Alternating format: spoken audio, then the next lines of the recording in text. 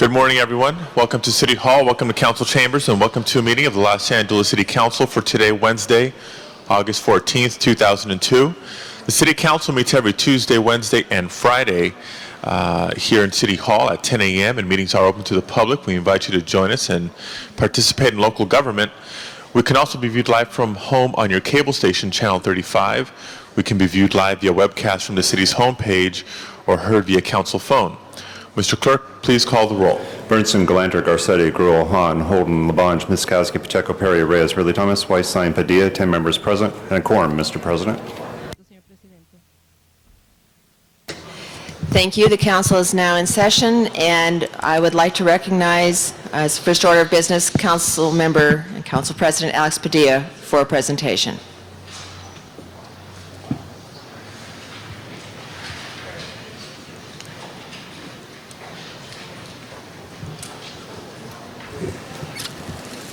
Good morning, Eddie.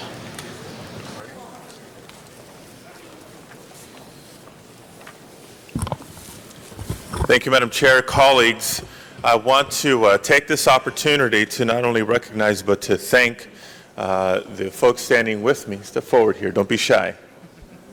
Representatives from Cisco Systems, Tracy Newell, Vice President, and Brian Cameron, the LA Governmental Affairs representative in the City of Los Angeles on the occasion of their sales conference being held here in the City of Los Angeles.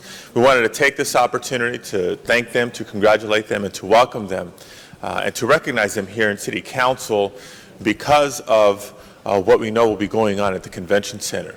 It's important for the Convention Center to see this level of activity and this type of activity. It's important for the industry, I think, given what's going on in corporate America these days, to have a positive foot forward. And where else but the City of Los Angeles to show the strength of the technology industry, to show the strength of innovation, and to show the strength of an economic impact that one company and one convention can make. So I wanted to allow this opportunity for the representatives of Cisco to come into council for recognition from the City of Los Angeles, and I do want to present them this resolution, and I would also invite them to say a few words.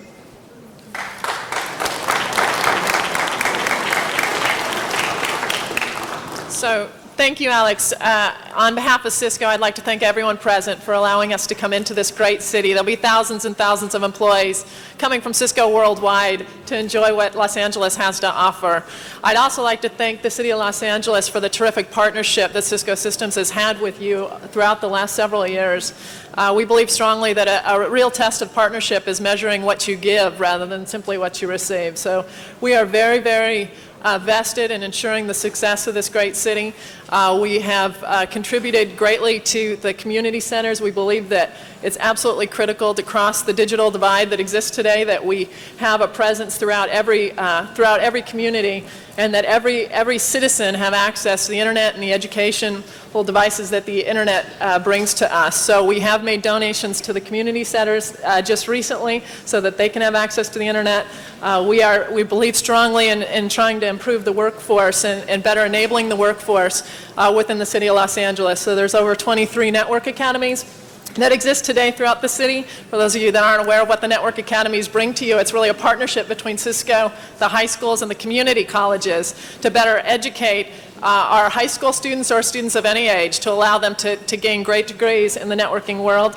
And then finally, we're extremely vested in helping the city in helping to avoid costs and helping to better use technology to gain efficiencies within the city of Los Angeles. So John Chambers our Chief Executive Officer, has agreed to support the city through special not-for-fee consulting resources. These are a consulting organization that doesn't charge for its services. It's really here to help you cut costs in several different ways by leveraging technology. So we're here to support you. We very much appreciate your support, and I'd like to thank you again for allowing us to come into the city.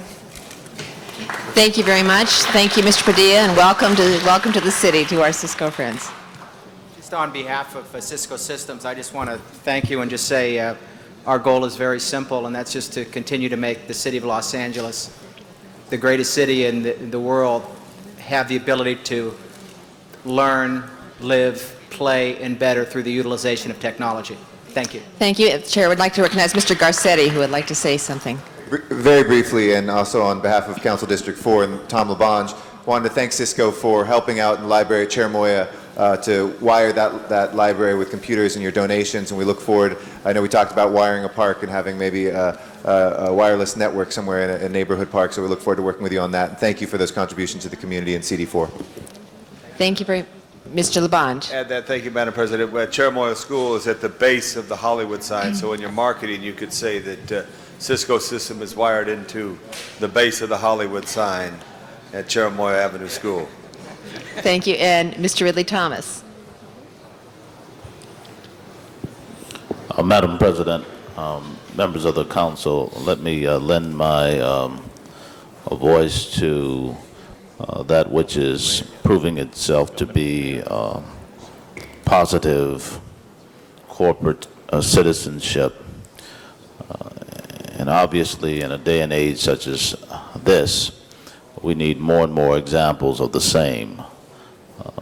Cisco is proving that to be the case, and we wish to do all that we can to celebrate appropriate and effective public-private partnerships. And it seems to me, with the kind of corporate values that are being articulated and demonstrated, we're off to the kind of relationship that will serve our constituents and your customers in the best way possible. The city of Los Angeles is at a point in time where technology is going to define its very essence and or significance.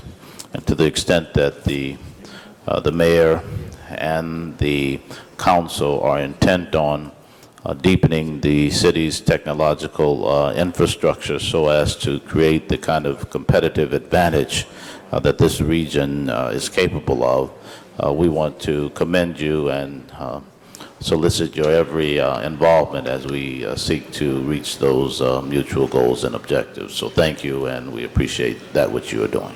Thank you, Mr. Ridley Thomas, and let me recognize that we've now been joined by Mayor Hahn, who I think also wants to bring greetings to Cisco.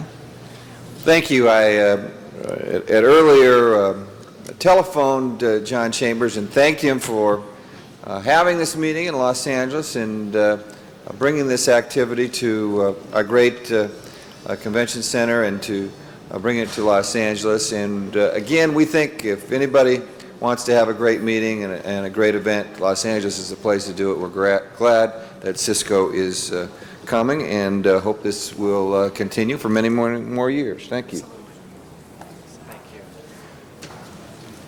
Thank you. Young lady, would you go on to the resolution? Okay. And is there... Thank you all very much.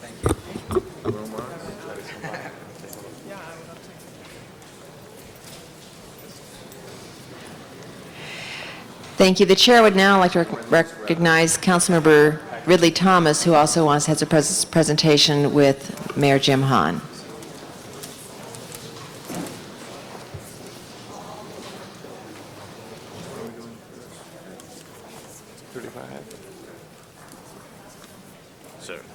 Thank you, Councilmember Mizikowski, members of the council, Council President Padilla, here with Councilmember Mark Ridley Thomas, who honor the outstanding work of our very own television station, LA 35. They have done great work and amazingly have been recognized for it, which is always great. This year, Channel 35 City View was awarded with not one, but 2 prestigious Emmy Awards by the Academy of Television Arts and Sciences. Okay. Good, Gail. And this is LA City View's 8th win, 23rd nomination. And I'm going to be presenting this certificate to a person whose vision has been greatly responsible for the success of LA City View. Manager Tony Igani, your work has been great. Especially we're glad to have Ellis Stanley here with our Emergency Preparedness Department, because your announcement for Emergency Preparedness Patrol, the featured segment titled Neighbor to Neighbor, was outstanding. I want to congratulate everybody who had anything to do with all the good work, and you always make me look good. I love the editing that you do for me on Channel 35, so I got to give you a special award just for that, if you can make me look good. So congratulations very much, Tony. Thank you.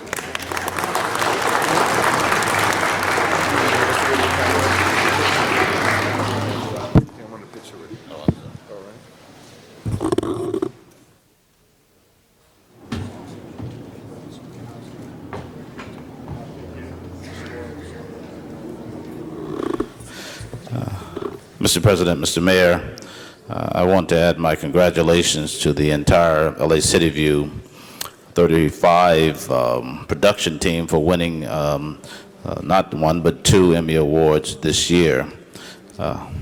It seems to me that the mayor and I are standing with stars, and we are enveloped by our own sense of Emmy envy, because we don't have an Emmy.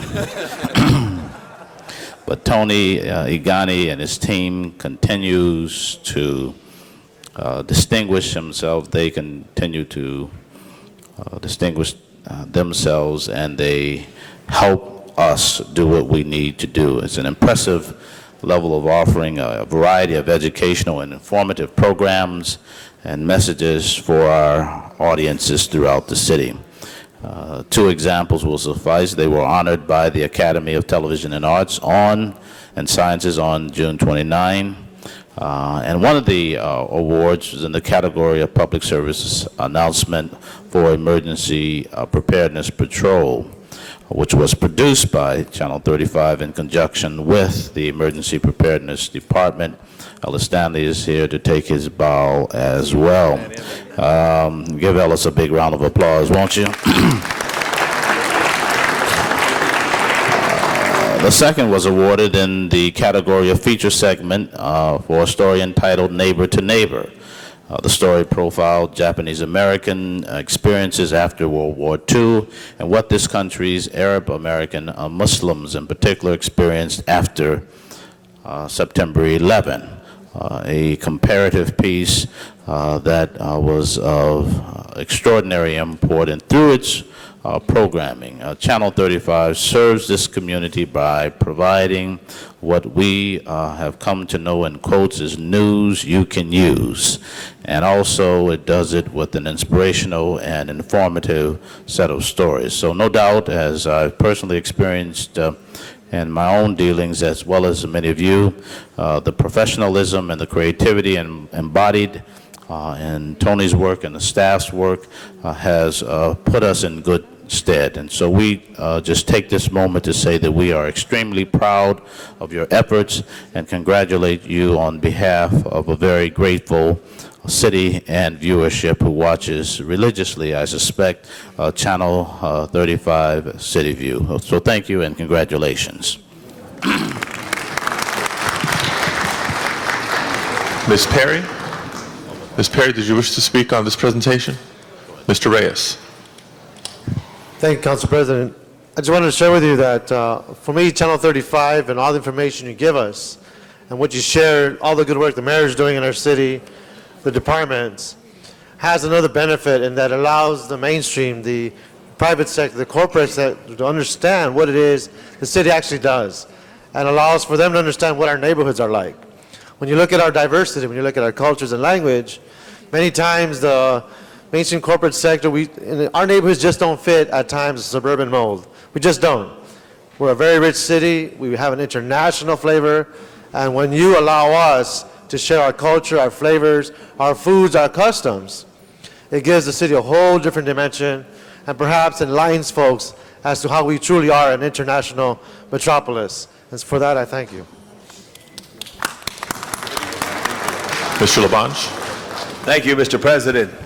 Members of council, maybe Channel 35 on the dial, but it's number one in our hearts and in the hearts of the citizens of Los Angeles because you influence so much activity. And the thing that I love about the Week in Review and all the programs is it tells the tale of Los Angeles and its neighborhoods.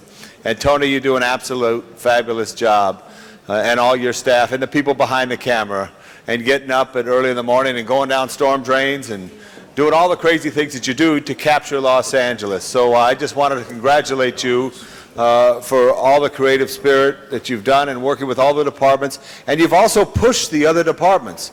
As if you, in filmmaking and those who make films and video, you have to tell a story. And when you have to create a story, you also have to push others to be able to be creative. And you pushed our departments to be creative, to think differently how they're communicating their message to the people of Los Angeles, which is in turn empowerment. And as I always say, information is knowledge is power.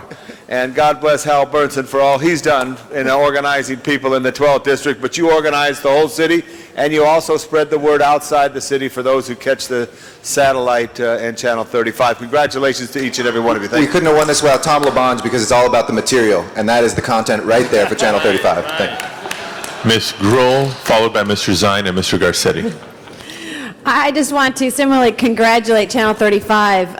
As a new council member, I've already participated in a couple of shows that my community has been ecstatic about because we've talked about neighborhoods and that this is a wonderful resource for our city. And you all have made us very proud and have allowed us to tell the citizens of Los Angeles about the good things that we're doing and some of the challenges that we face. And so I look forward to our continued working relationship, but you have a hardworking crew that goes out everywhere, all of the activities that are happening, and really spreads the words. And people are watching and listening. I hear frequently from people in my neighborhoods who appreciate Channel 35. So thank you and congratulations. Thank you.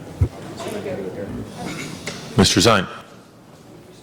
Thank you, Mr. President, colleagues. I too want to add my congratulations. I know I've been there on a few occasions with your anchor doing stories about the district. I know when we do activities in the district, highly professional crew of people, very dedicated, state-of-the-art technology. Watching Channel 35 is watching quality television in Los Angeles. I know you broadcast our live council meetings and all those fine people out there watching, and then the rebroadcast and the rebroadcast on the weekend that they see.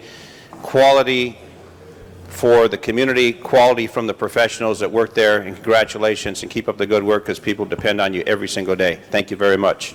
Thank you. Ms. Hahn. Thank you. I too wanted to congratulate Channel 35, and it's true. I thought my mother was the only one that watched me on my council meetings, but everyone watches Channel 35 and has good comments about what we do, and I personally watch every week Week in Review, so I can see what all the other council members are getting in their districts. and then I can ask for the same thing in my district. So thank you again. Congratulations. We're really proud of you. Mr. Garcetti. Ms. Perry. I obviously want to say congratulations, and you go where others won't, and that's what I appreciate. You're on the cutting edge, you're community-based, and you look for stories that matter, not only to us as council members, but to our respective communities. So thank you, and you deserve it. And please don't quit now, okay? Mr. Labange. One other compliment. On your weekend review, we just got to do this, Mark. Now, hold on a second. You have so much information. We learned something the other day about the new site that Nick Pacheco put up on Santa Fe Avenue in Washington at the old site for recycling. And Janice and I went, and then another time Winnie and I went by. All that information gives us opportunities, and you're going to send us tapes of Weekend Review so we can review them to get the ideas to improve service. Anyway, thank you for the second time. Thank you, Mr. Labange, for the second time. Let me just add that it is an amazing facility. Not only the content that we see on Channel 35, but anybody who's been over to the studio would not be surprised that there's a couple of Emmys there this year and a couple of Emmys last year and a couple of Emmys next year. And it speaks really to the caliber and the quality of both the people and the technology that we have available, and truly serving that governmental and educational purpose that it's intended for. So, Mr. Rudy Thomas, Mr. Mayor, thank you for this very appropriate recognition. Thank you very kindly, Mr. President. The mayor and I wish to call Mr. Labange, would you come back to your seat for a moment? We have a message we want to deliver you. The mayor and I both want you to know it's L.A. this week that you've been watching.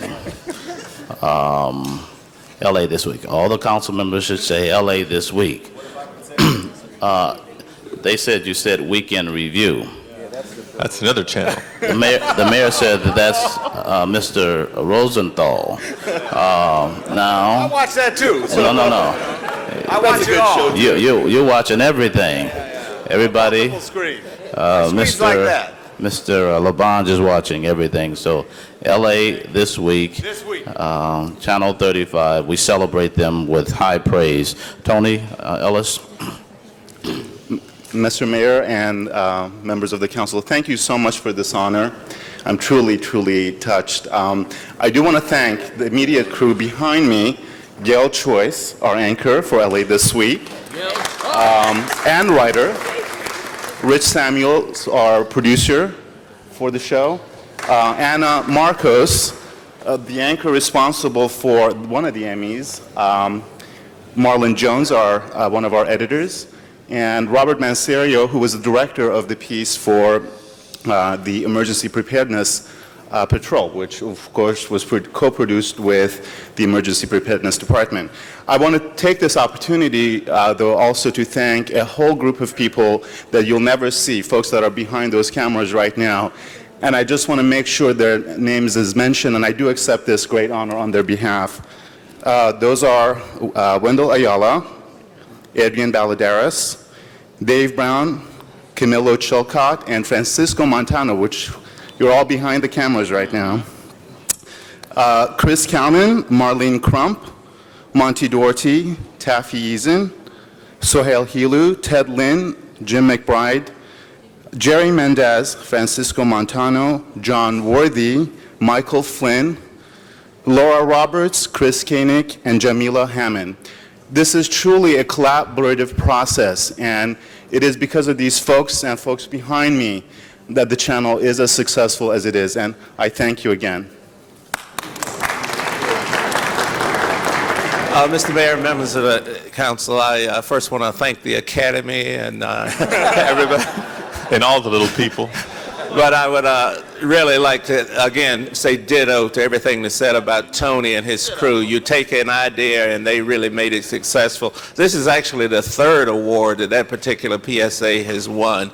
And it's also won an international award, International Association of Emergency Managers. So they truly did a great piece of work. And we thank you. Thank you.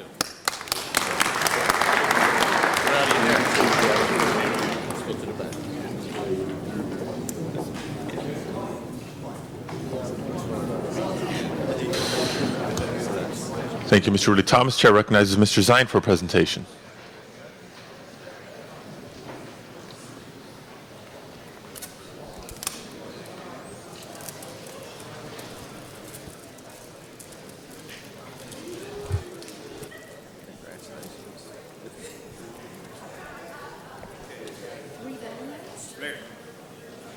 Bring your husband up here. Thank you, Mr. President, colleagues. Joining me, our distinguished mayor and the husband of the 35-year employee of the City of Los Angeles, Maggie Whalen, who's the director of Personnel Department, that challenging department, 40-plus thousand city employees. Maggie does a tremendous job as the chair of the Personnel Committee. I work with her and her staff daily on issues. She is professional, she's intelligent, she's cooperative, she has the city family always in her thoughts and making what is best for Los Angeles. We have a couple presentations to make. Bill Fujioka, you clapping your hands? Okay. There you go. Bill Fujioka, our previous Personnel Department General Manager. Mayor, we have some words from you. I know we have some acknowledgments, and we have a little surprise from Maggie also. All right. Mayor Hahn. Thank you.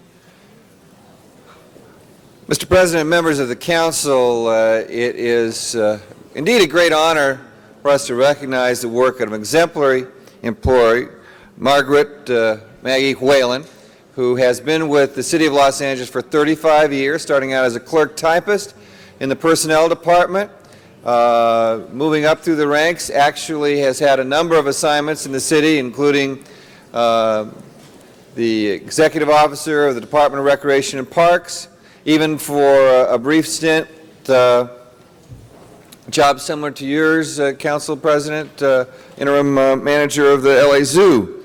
And no, I didn't. Let me take that back. But Maggie is a special person who has done so many great things throughout the City of Los Angeles, and we wanted to recognize her for that. And we have a certificate of appreciation, and also you've got the 3 Diamond Award, your pin for 35 years. I'm happy to present both to you, Maggie.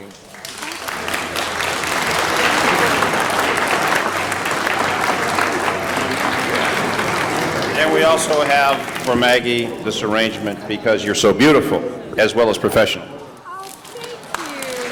Ms. Misikowski. Maggie, before you speak, let me just say, and I think the mayor would echo this as well, and Dennis as well, that not only do you do a great job for all employees and help keep this city running by providing highly qualified, highly professional, highly trained, highly motivated citizens, but as we know, we have done a great job over the last year in really starting to turn the corner and focus where the focus was needed, and that's the LAPD. And the credit for the number of recruits now coming through the door, the number of classes that we are now filling with highly qualified candidates for LAPD, including one who is the relative of someone standing behind you, is in large measure due to, again, this collaboration and the team approach that Personnel Department has offered to work with the Los Angeles Police Department to make that change, to start turning that corner. And I don't think that, the citizens of LA can't thank you enough, and the LAPD can't thank you enough for opening that door, opening that partnership, and making something work, hopefully, for now and into the future. So congratulations. Thank you. Ms. Gruhl.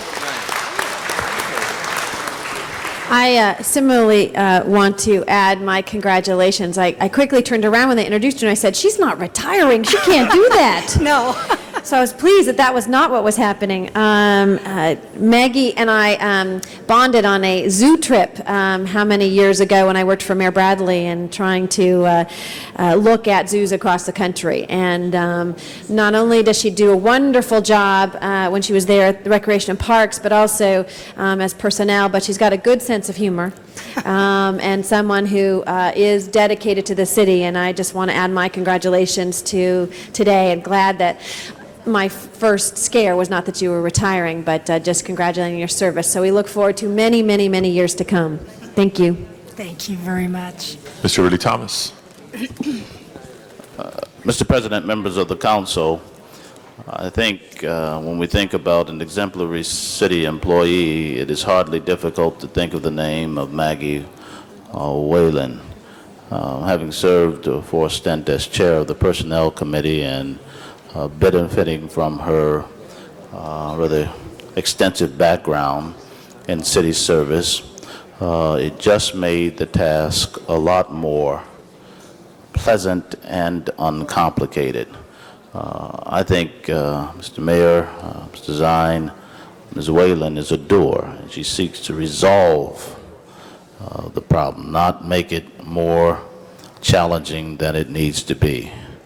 And I wonder what government would be if we had more problem solvers. It defies the term of bureaucracy, but here we have someone who sets an example of how to get it done graciously, and for that, Maggie, we are deeply grateful and appreciate your years of service with us and wish you well as you continue to provide leadership in our city family. Thanks so much. Thank you. Mr. Labange. Congratulations. I think it's, what are you so funny, Bill? Anyway, that's all right. I know, I just want to congratulate you both because it's a teamwork, and so many of our great employees are team members in helping the city in various roles and departments. Your role, though, Maggie, in personnel is so important because it's that first step for those to commit to be great public servants, and that's what we want to push all our employees to be, which you do. But I want to thank you for all the years that you helped me through your career in various roles that you've had, and congratulate you from the desk of the chairman of the Personnel Committee. Thank you. Thank you, Mr. Labange. I also want to introduce Maggie's husband. Behind every good woman, there's a good man. Absolutely. 28 years? 29 years with the City of Los Angeles Building and Safety. Tom Whalen, the man behind Maggie. Thank you. As usual, I'm trying to catch up to Maggie. Thank you very much, council members. 35 years ago, I started working for the Personnel Department. I arrived with my penny loafers and ponytail and worked and got my first evaluation after 2 months, and my supervisor did everything that she could do to persuade me to look for other employment. She didn't think that I was really cut out for personnel work. However, I accepted the challenge, and I am still trying to get better with every day. I have to thank the City of Los Angeles for being a fabulous employer, for the many friends that I have made, for the wonderful husband that I managed to snag, and he's due to get his 24-year pin, the anniversary pin. But I do want to thank everyone, and thank you again, and thank you very much for this honor.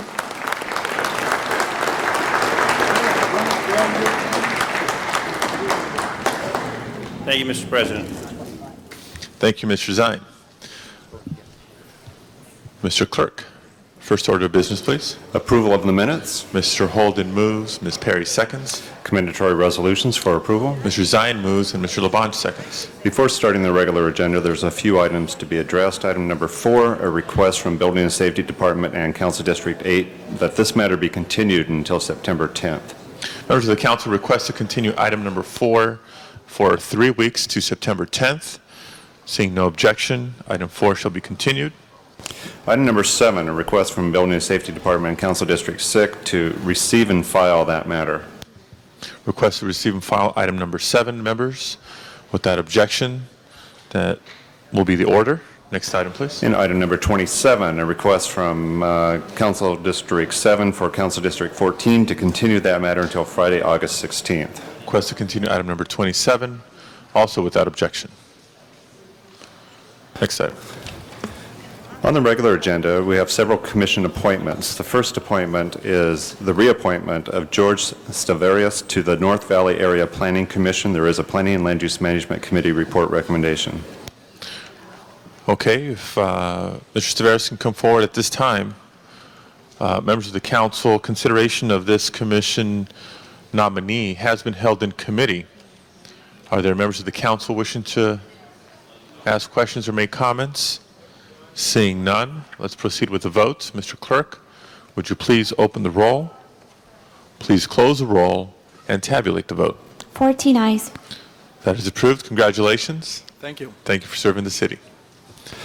Forthwith on that item, please. Actually, members, as we did yesterday, this being the last week before the council recess, all matters approved today shall be sent forthwith. Next item, please. Item number 10 is also commission appointments. The reappointment of Mary George to the East Los Angeles Area Planning Commission. There is also a Planning and Land Use Management Committee report recommendation. Okay, members, this commission nominee before us. Committee report has been circulated. Members wishing to speak? Seeing none, Mr. Clerk, please open the roll, please close the roll, and tabulate the vote. 13 ayes. Congratulations. Thank you. Thank you for serving the city. Thank you. Next item, please. Item number 11, commission appointments. The reappointment of Gerald McCollum to the City Planning Commission. Planning and Land Use Management Committee report has been submitted. Once again, consideration of this nominee having been heard in committee. Members wishing to be heard? Seeing none, Mr. Clerk, please open the roll, please close the roll, and tabulate the vote. 13 ayes. That is approved. Thank you very much. Next item. Item number 12 is the reappointment of Efren Abratike to the Board of Building and Safety Commissioners. There is a Planning and Land Use Management Committee report recommendation. Okay, he's here. Members wishing to be heard on this commission nominee confirmation? Seeing none, Mr. Clerk, please open the roll, please close the roll, and tabulate the vote. 13 ayes. Congratulations. Thank you. Thank you for your service. Next item. Item number 13 is the appointment of Michael Sohijia to the Police Review Panel. Public Safety Committee has heard this and submitted a report. Members of the council, another commission nominee before us. Public hearing having been held in committee. Members wishing to speak on this confirmation? Seeing none. Mr. Clerk, please open the roll, please close the roll, and tabulate the vote. 13 ayes. That is approved. Mr. Clerk, I understand there's another confirmation for a commissioner agendized in the special meeting. Let us That is temporarily correct. recess the regular meeting agenda. And would you please call the roll on the special meeting? Bernstein, Glandrick, Garcetti, Gruel, Hahn, Holden, Labange, Miskowski, Pacheco, Perry, Reyes, Ridley Thomas, Weiss, Stein, Padilla, 14 members present, and a quorum, Mr. President. Members of the council, we have now also placed the special meeting agenda before us. I'd ask the clerk to please take up item number 1, another commission nominee. Item number 1 is the reappointment of Ozzie Gonzike to the Housing Authority of Los Angeles. Members of the council wishing to speak on this item? Public hearing having been held in committee. Ms. Gruel. I will be brief because I know we have a long meeting, but just wanted to, this is a commissioner who has served the city of Los Angeles for 17 years and is still willing to help and contribute. And we, many of my colleagues this morning on the Housing Community Development Committee spoke highly of her, and just want to make sure that all of us do acknowledge her long-term commitment, and look forward to working with you on the Housing Authority. Thank you. Other members wishing to be heard? Seeing none, Mr. Clerk, please open the roll. Excuse me. Before we close the roll, Ms. Hahn. Well, I too just wanted to add my support of Ozzie Gonzak, to say that, as I said in committee this morning, she's more than just a commissioner. She's really a role model in that community, and one of our housing developments is named after her.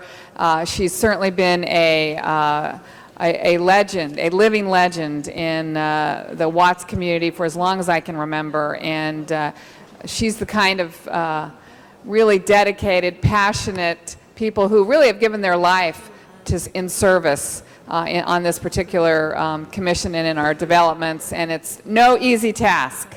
No easy task, and we have a lot of work to still be done, and so I just really want to rise and support, and thank you, really, thank you for agreeing to continue to do this. Thank you, Ms. Hahn. Mr. Zine. Mr. President, colleagues, I just have a couple questions. I met with the housing police, and they've got some great concerns about security in the city housing projects, the fact that their numbers are depleting rapidly, they're not being reinforced with additional personnel.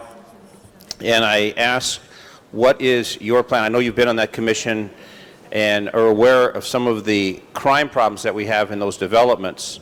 I understand there are dollars that are supposed to be appropriated for maintenance and security, and there's some question if the appropriate dollars are being spent on security.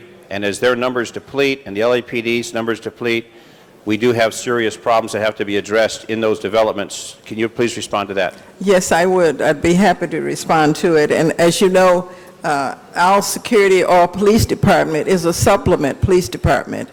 And HUD has really been on us for years about trying to continue to have a police department, because LAPD is a primary police department, and this was a supplement.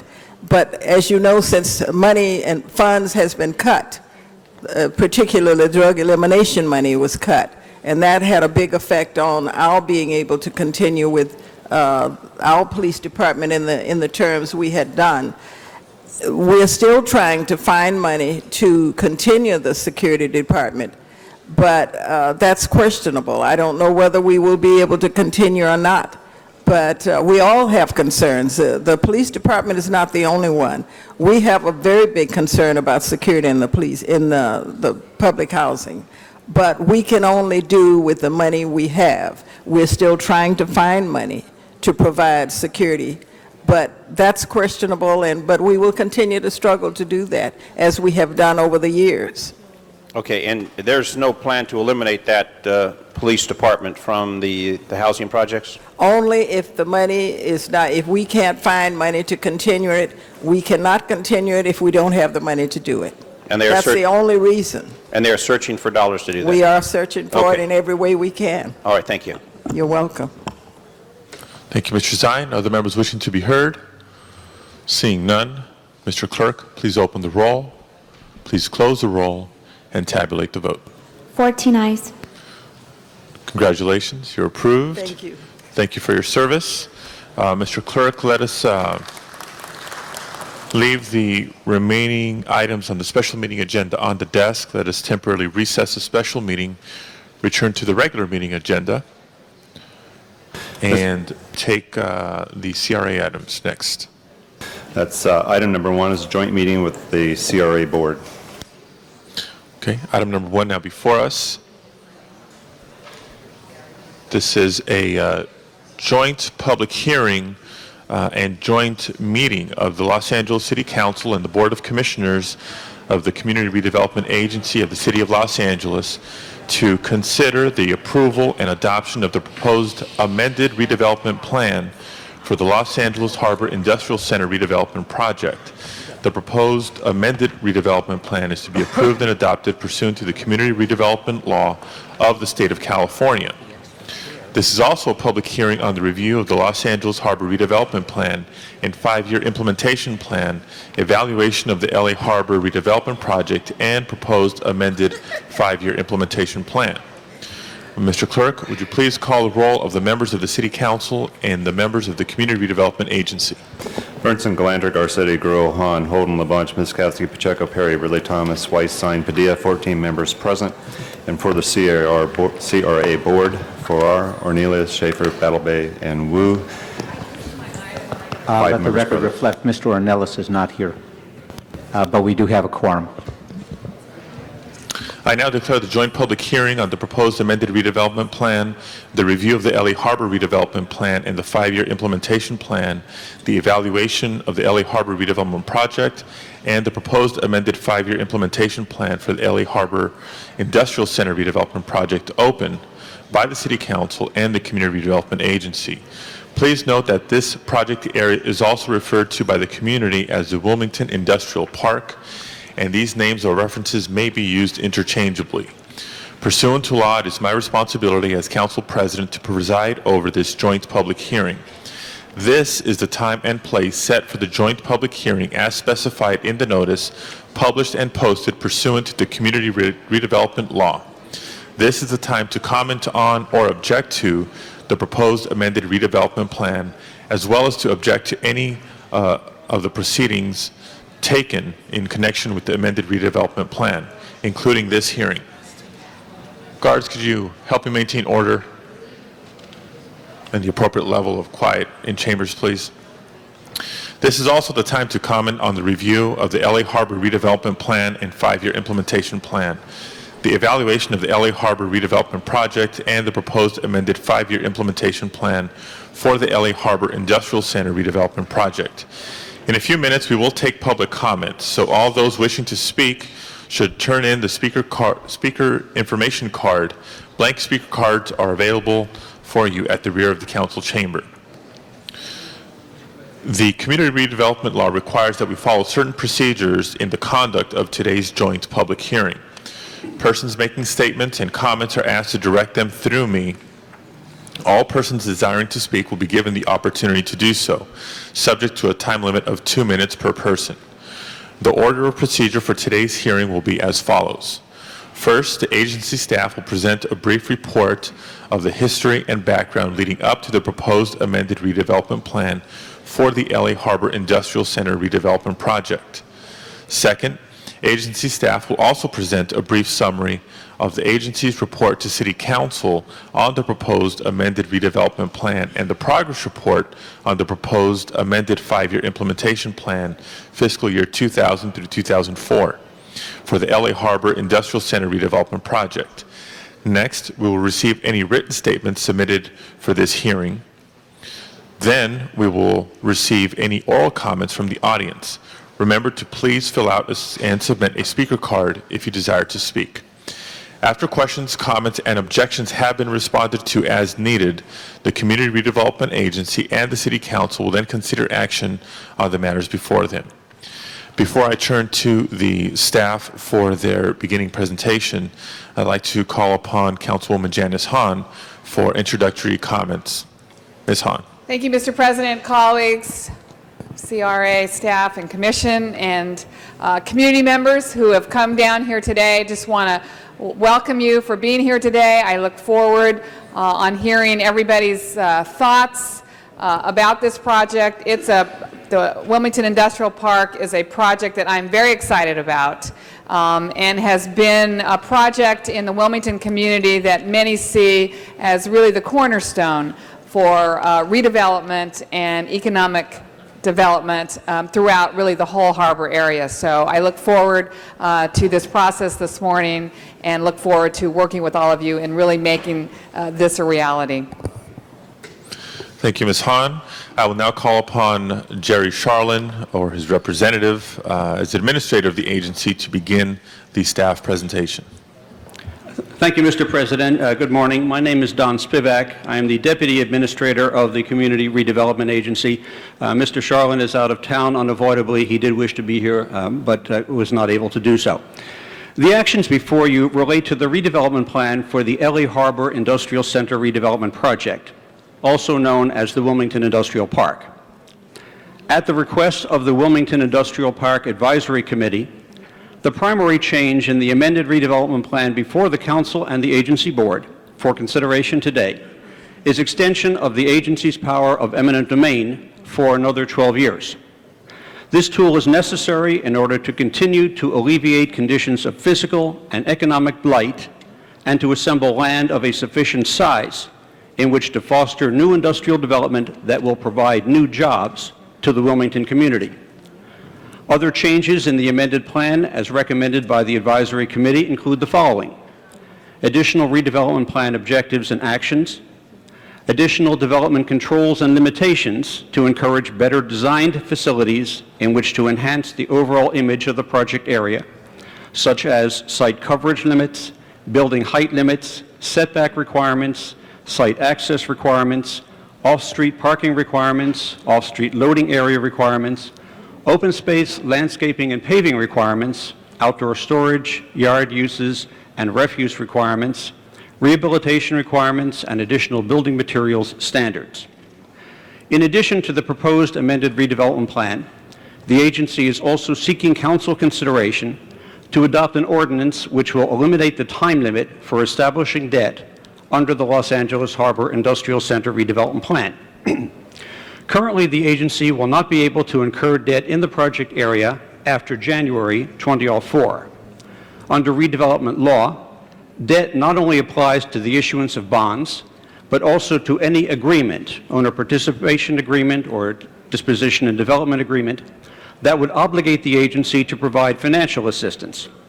Pursuant to a recent change in redevelopment law, which allows redevelopment agencies to eliminate the time limit to establish debt for pre-1994 redevelopment plans, the agency requests Council to approve the ordinance eliminating the current debt establishment time limit.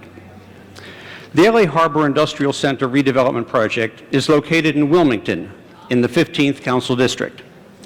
The project area is 232 acres, bounded by Anaheim Street on the north, Broad Street on the west, Harry Bridges Boulevard on the south, and Alameda Street on the east.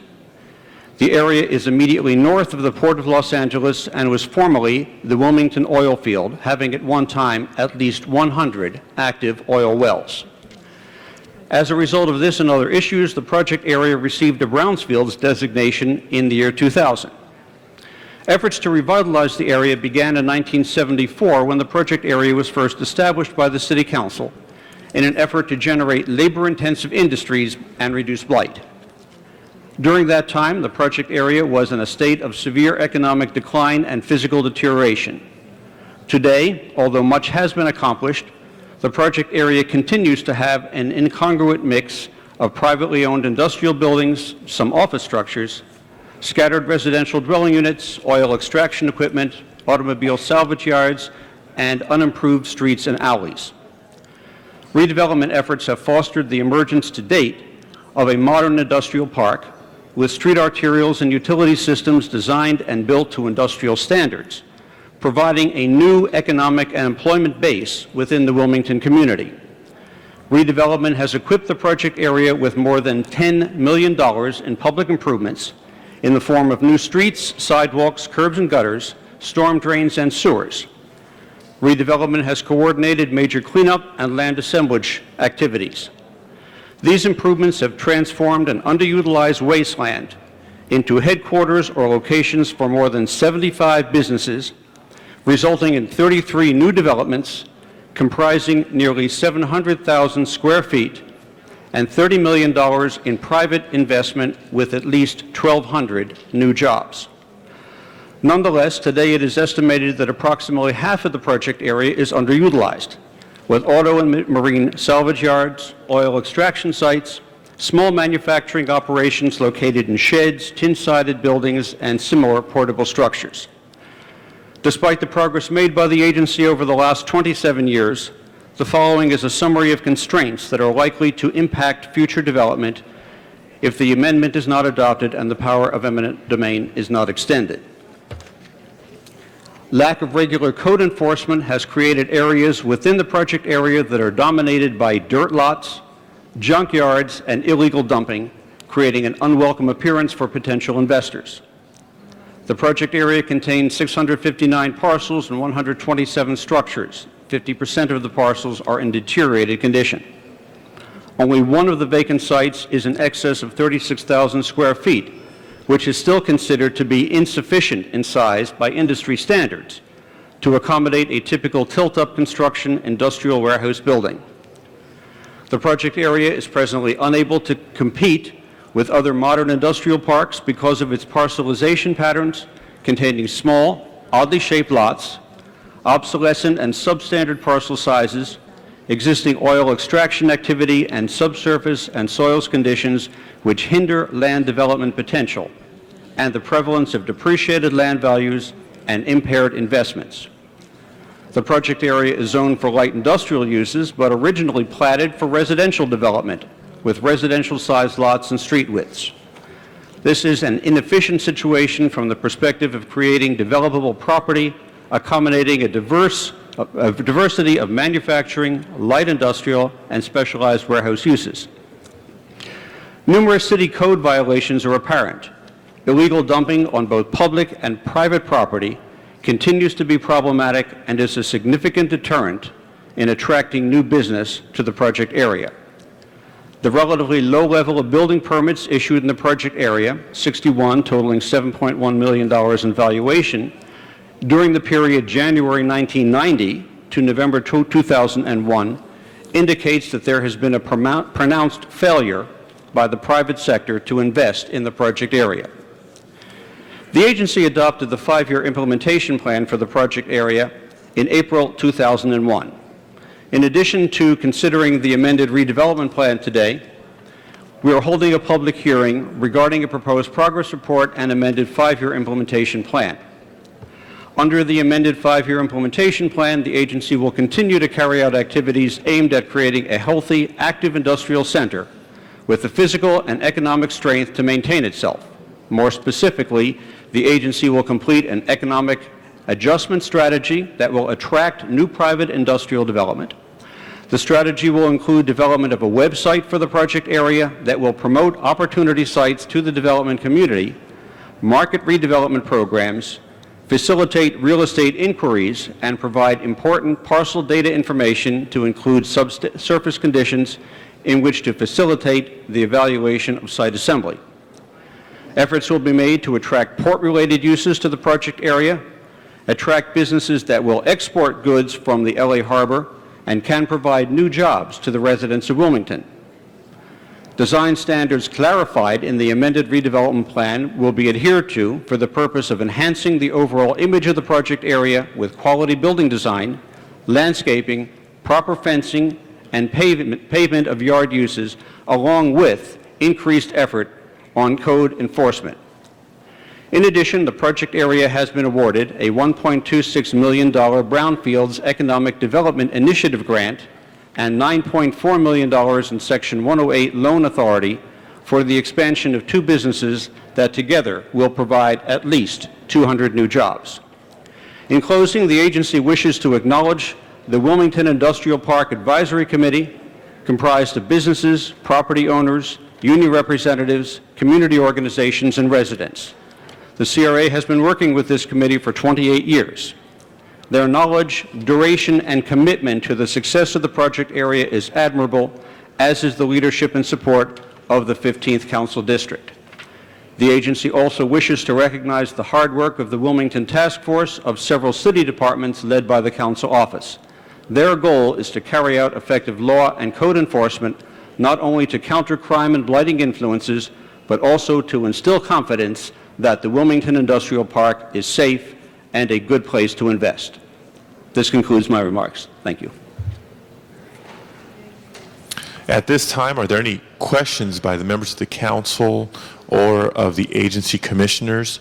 Members of the council and commissioners, I ask that we hold on comments until after the public hearing, but are there any questions at this time of the Deputy Administrator of the agency? Okay, seeing none, then Mr. Clerk, would you please proceed to read into the record the names and addresses of persons or organizations submitting written statements? The city clerk has not received any. Okay, that shall be noted in the record. The proposed amended redevelopment plan and the report to council and the progress report and proposed amended 5-year implementation plan for fiscal years 2000 through 2004 will be made part of the record along with the staff presentation. We will now begin to hear public comments made orally.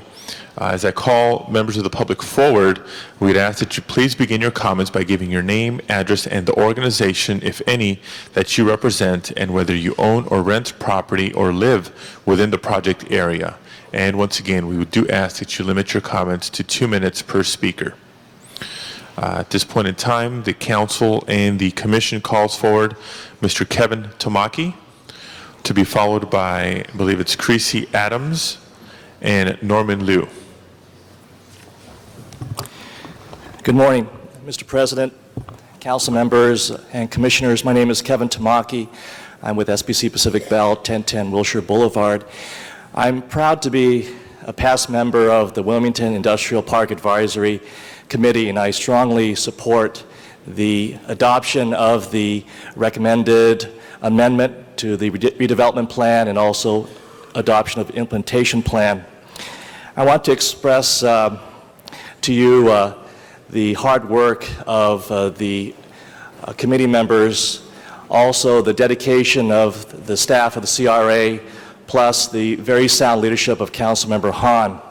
They've worked very hard to get this plan developed and to present before you. I think that this plan will create a very thoughtful, comprehensive, and effective process going forward. There really are a lot of good things that are happening down in Wilmington. I think the adoption of the plans will keep that process going forward. So I respectfully urge your adoption. Thank you. Thank you, Mr. Tamaki. Ms. Adams. Thank you. Good morning, Mr. President, council members of the advisory or the committee as well. I'm here as a new member of the Wilmington Industrial Park Advisory Committee, and as my peer Kevin said, and you'll hear from other members of the advisory committee, we are here to urge you to support this amended process of the project itself. A lot of time has gone into putting this together, working with the CRA along with representatives of the community and other city departments, and we're hoping and urging that you will support a project that brings forth economic development, community growth, and jobs. Thank you. Mr. Liu. Good morning, ladies and gentlemen. My name is Norman Liu. I'm the General Manager of Wilmington Industrial Park, also a member of the Advisory Committee since 1994. In 1994, I purchased a piece of land and constructed a truck stop. Selling a diesel, gasoline, and truck lubrication skill. And during the construction period, I got great help from the CRA, also the staff of former Councilman Ludis Vanich. They give me, the help on time. I really appreciate. Without their help, I be, a delay, and then I may be, that before I open for business, I may be out of business. So now the business can be open on time. And also, we hire about 20, employees, from the area. So I think that this is a good project, and I fully support, for this reason, I fully support this amendment. So I thank you very much. Thank you. Thank you very much. Our following speakers are Paul Larquier, to be followed by Joseph Murat, Irene Alvarez, and Gary Smith. My name is Paul Larquier. I'm a property owner and developer in the Wilmington Industrial Park. I have had the privilege of serving on the CRA Advisory Committee since the year 1975 to the present. I have witnessed the development of the project from its inception, which was a certified blighted area, to the present day development of the park, which is now a respectable industrial park. I urge the City Council to approve the documents before you and fully support the program. Thank you much. Thank you very much. My name is Joseph Murat. I live in San Pedro. My business is in Wilmington within the redevelopment project at 516 Banning Boulevard, Wilmington. I was asked when I came here this morning when I filled out the form whether I want to speak, and I said yes, that I had to state for or against. I am for the intended changes and intended development. However, I find a reason to oppose certain measures that are proposed, and that is based on my experience.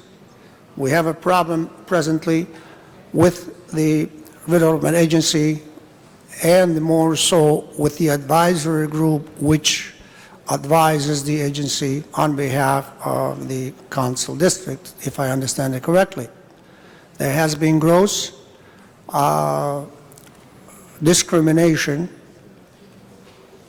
that negatively impacts in past and more likely present development within a project. Clear-cut discriminatory, bigotry, unfairness, unequal treatment.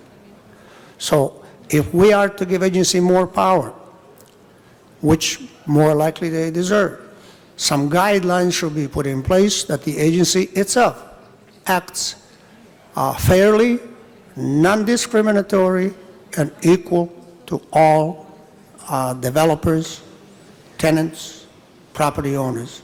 I and my family own approximately 10% of the property within the Wilmington Industrial Park. And I will give you an instance, if I may. I propose the development at 521 East E Street. My development, as proposed, exceeded the requirements of the agency. However, when submitted to the advisory committee for a vote, it was turned down.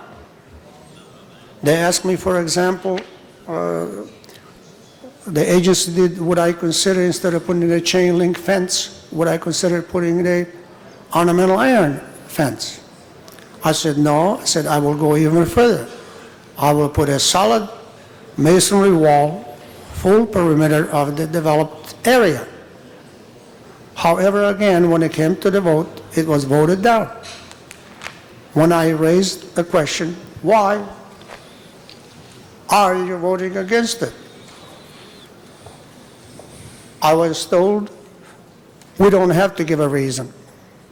I believe they do. If they are constructively interested in developing the project and being fair, I would think that the minimum should have been said, I don't like the project because A, B, or C's, or whatever it may be. But that wasn't the case. There was another case where a whole city block was requested by its owners to allow a truck parking. On that parcel, agency or the city standards were not obeyed or honored. There was no off-street parking for visitors. There is no toilet or sanitary facilities on site. No part of the block, city block, was paved. Sir, if I may ask you to conclude, please, we do have other speakers. If I may ask you to conclude so I can get to the next speakers. Okay. All right. Can I just finish up? Yeah, please. All right. So, only over my suggestion that it not be approved unless the minimum standards were met, that was ignored totally. The project was approved. Presently, to this day, the dirt from that site is brought into the street by the trucks. When it rains, the dust is grossly brought into the streets, obviously, with every truck that comes and goes. And when my project was proposed with the full guidelines within and exceeding the guidelines of the agency, it was turned down on the first vote. I was later asked to leave the room, even though it's a public hearing, and some other people present were asked to leave a room that the agency members, advisory group members will have a meeting among themselves. Sir. And then it was revoted and approved after I voiced my dissatisfaction and Sir, possible legal action for discriminatory practices. Sir, I think you've made your point. We appreciate it. I do need to get to the next speakers before we conclude the public hearing. Thank you for being here. I wholly agree with the project. I do believe that there is a need for guidelines for the agency, and especially change within the advisory group. Thank you very much. Our next speaker is Irene Alvarez.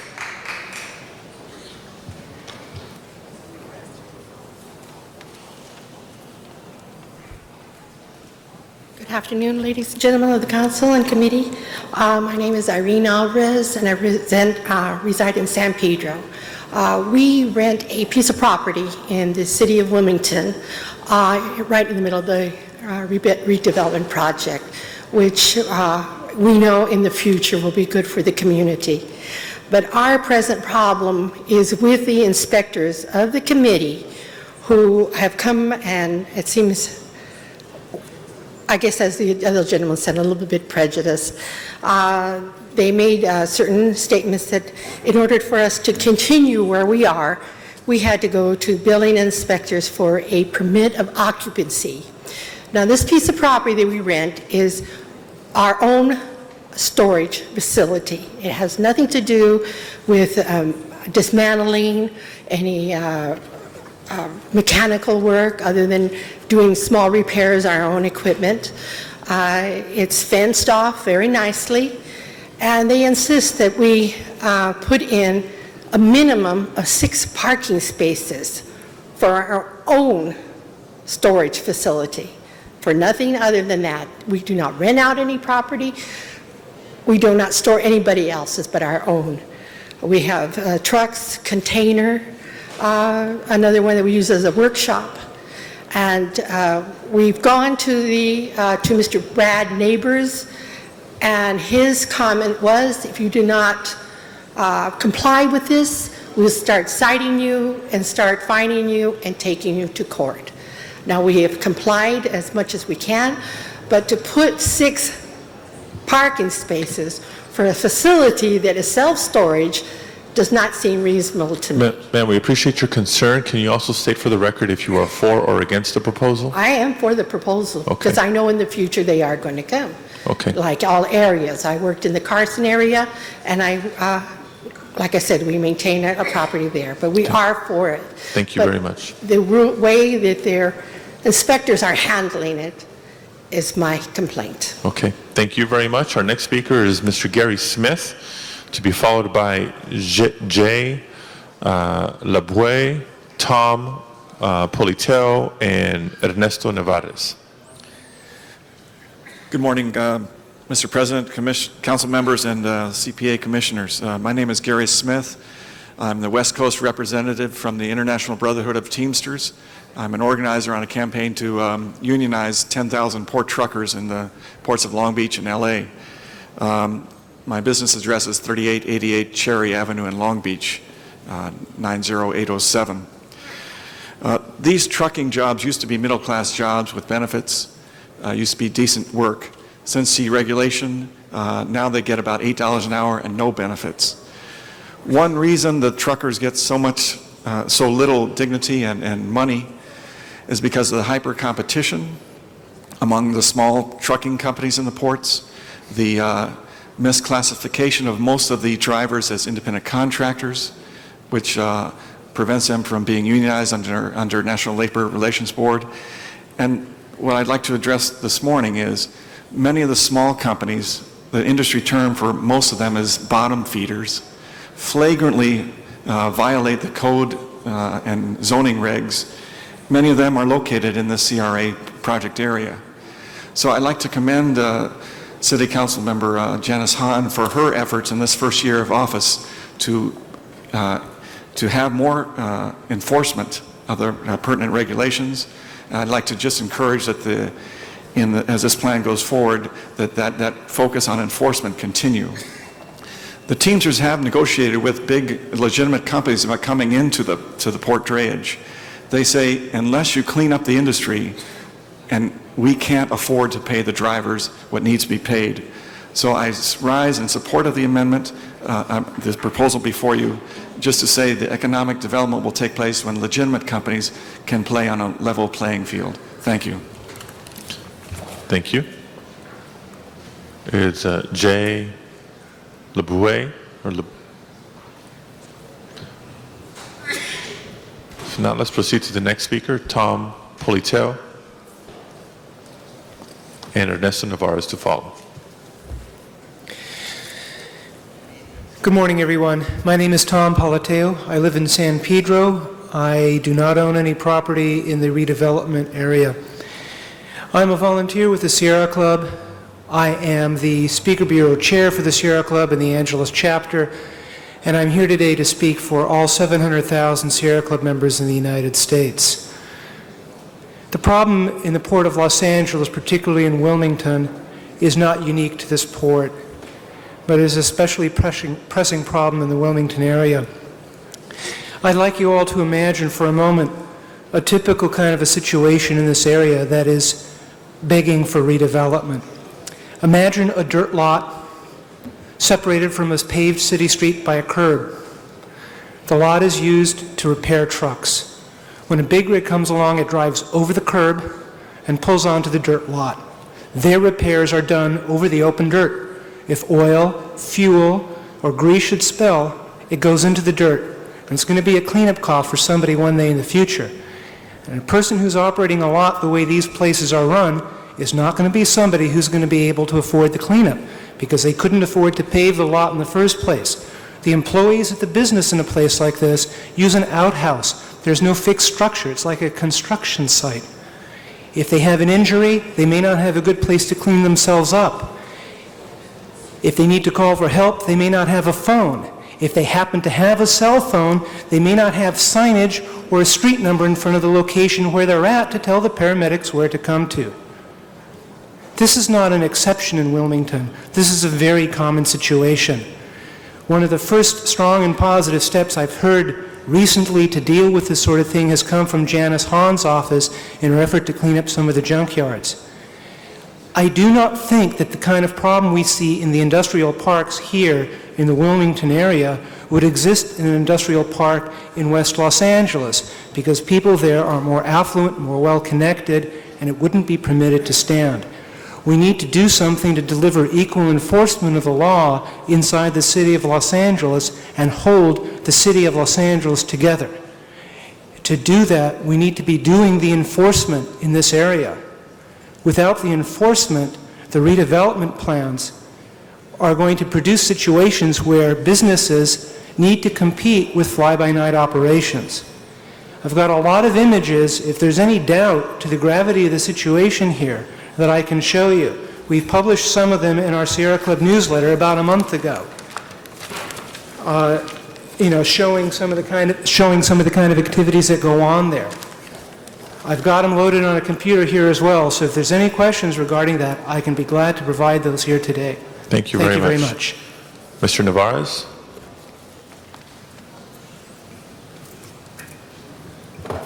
Okay, my name is Ernesto Navarez. Currently, I'm a resident in Wilmington.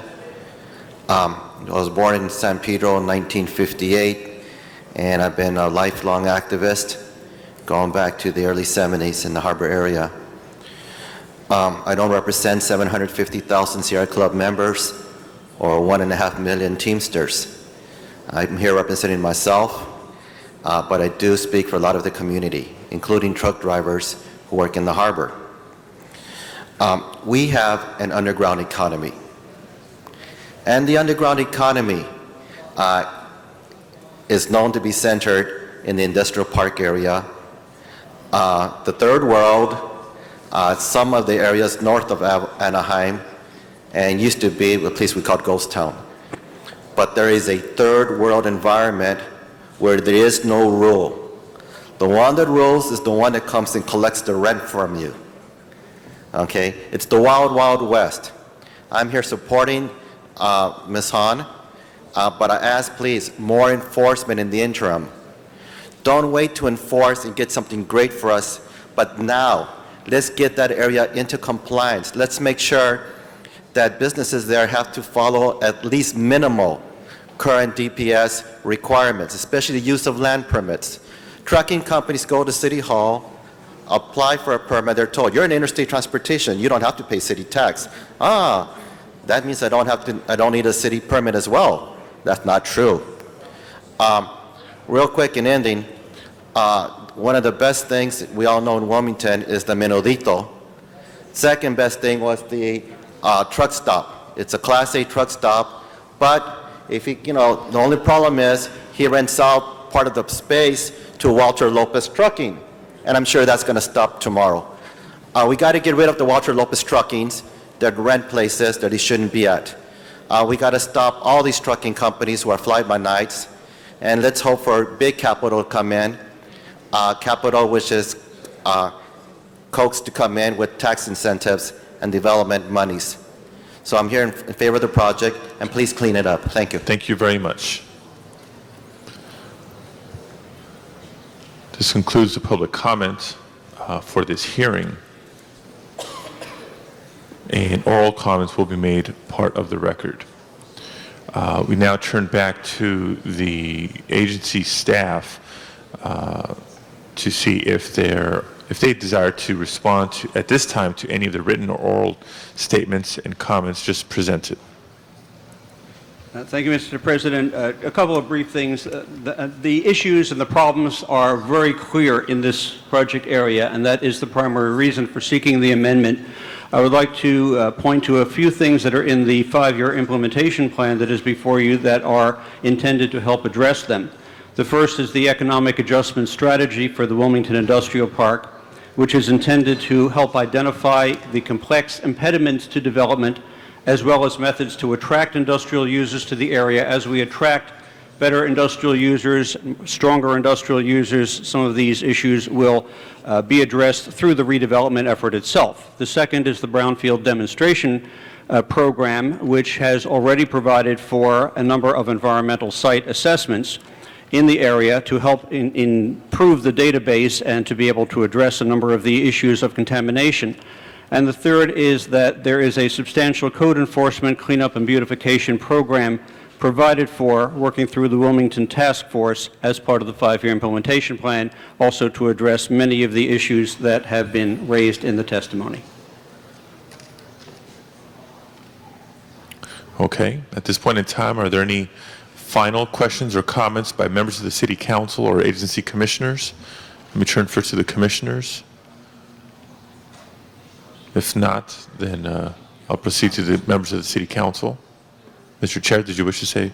I would just like to comment that when our new board became commissioners earlier this year, we undertook to go on some field trips of local areas, and our first field trip was in this area, and it's heartwarming, I guess, for those of us who were on the trip to see that this action is being taken today, because their area is clearly blighted. I would have to say that of all the comments we heard from all the people here, we observed that ourselves personally, and I'd like to say we appreciate all the people behind me who commented to help bring life to these issues, to the council and to ourselves. I'd also like to thank the members of the advisory committee, because I know from our staff they've worked very, very hard over a long, long period of time to bring this to fruition. Thank you, Mr. Chairman. Let me now recognize Councilmember Gruhl on this item. Mr. Burnson on this item.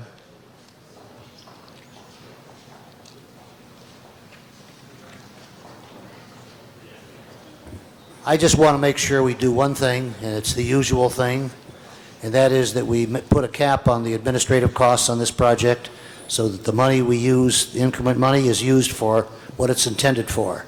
So I believe the council office will work with you on that, and it should be a suitable amount, not one that just keeps the staff going. Thank you. Thank you, Mr. Burnson. We did. It was done. Other members of the council wishing to be heard on this item? Ms. Hahn, did you wish to offer any closing comments? Thank you very much, Mr. President, colleagues. I am very pleased, of course, today to rise in support of this amendment being put into place. Extending our eminent domain is essential, in my opinion, for the ultimate redevelopment of this area. Many of these parcels were zoned too small because they were zoned for residential areas. We need to be able to amass larger parcels of property so that true development and true economic development can happen there. This area, of course, is located near our Port of Los Angeles, and it's located near the new Alameda Corridor. And so this provides, in my opinion, a perfect location to spur this kind of economic development and job base in the harbor area. And as already was mentioned, but I think it's worth mentioning again, that the CRA, working with the community, has established 33 new industrial buildings and expansion projects comprising some 700,000 of square feet, with private investment already estimated to be $30 million. And we have created and we have retained good jobs for the people of Wilmington. But I really believe that with our increase in foreign trade, we have a golden opportunity here to develop this park to be the state-of-the-art industrial park, which not only does this community deserve, but which can support the booming international trade industry. Of all the industries that have softened or slowed down in the past year, this industry has increased. We have more cargo going through that Port of Los Angeles than ever before. So this is a booming industry. This park can really support that. It's 60% developed, but we do have a long way to go to really realize its full potential. I just want to mention a couple of success stories for people who might be listening or watching this on TV. One of our greatest success stories in this industrial park is, of course, Juanita's Foods, which is the largest manufacturer of menudo in the world, and one of the fastest growing Mexican food manufacturers in the world. And while they've been trying to have been recruited to move elsewhere, due to several circumstances, we have been able to keep them in Wilmington. They have great expansion plans in the works and have already created close to 50 new jobs for Wilmington. American soccer. This is one of those American dreams come true. A woman who used to sew soccer shirts in her home actually is now the largest provider of soccer uniforms in the world. We've helped her amass the kind of land that she needs and are helping her with her expansion plans. We also have Union Ice Company, who will be opening a $13 million facility in this park and are currently moving in. We've partnered with the Harbor Department, developers to improve sidewalks and streets in that area. And I really want to take this opportunity to thank the members of the Wilmington Industrial Park Advisory Committee, especially the ones who've come down here today: Creasy Adams, Larry Young, Norman Liu, Paul Larquier, and of course our former member, Kevin Tamaki. Really, some of you have been around for a long time and have really been working in the trenches to see this park become a reality. I want to thank you, again, of all volunteer activities, but we know that you really care about this park.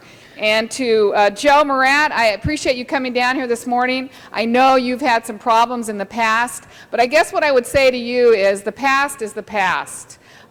We've got a brand new board, and if you want to talk about diversity, this CRA board really is really an epitome of diversity in the city of Los Angeles. You have a new council member, and I really believe that we're committed to working with you and working to address some of the issues you have. And to those who have brought up the problems of enforcement, of illegal dumping, of the problems we have with the trucking industry, let me tell you that I too share your concerns. And as a card-carrying member of the Sierra Club, I appreciate, Tom, you coming down here and expressing those concerns. But I wanted to tell you that already in my first year, along with Sergio Carrillo, who is working very closely with the community in this project. We've actually, one of the first things we did a field trip as well. And I took members, general managers of the departments in this city, from Department of Transportation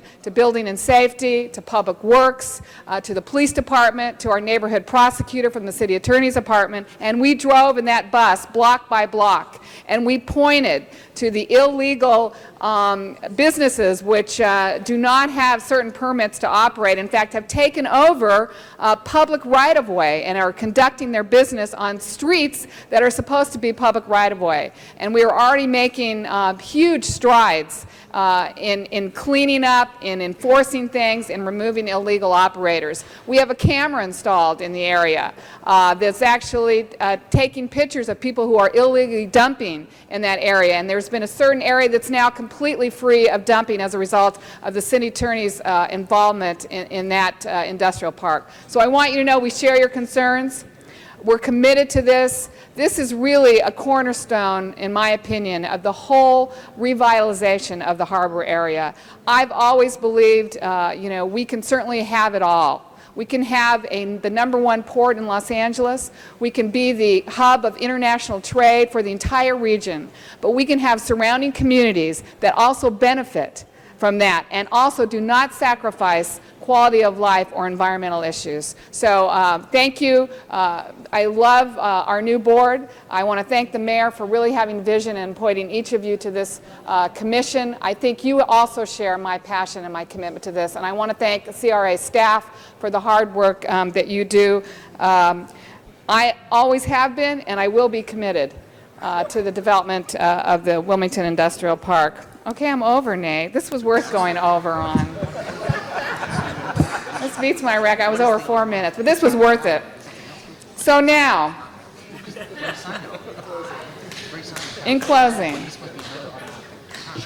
I therefore move. Is that right? No? Oh, you have to take the board action. Okay. We haven't. We're almost there, Ms. Hahn. I don't get to move yet. And Ms. Hahn, if I can ask you a favor, just as Mr. Holden has taken the liberty over the last 2 days to monitor your clock, I'd ask that you monitor his clock from here on forward. At this point in time, as responses have been made by the agency staff, this joint public hearing is now closed and the joint public meeting will now continue. The agency and the City Council will now proceed to consider the various actions before us today. Mr. Chairman. Members of the Agency Commission, we have 3 separate resolutions before us. We need to take separate action on each of these. I will read each resolution and entertain a motion.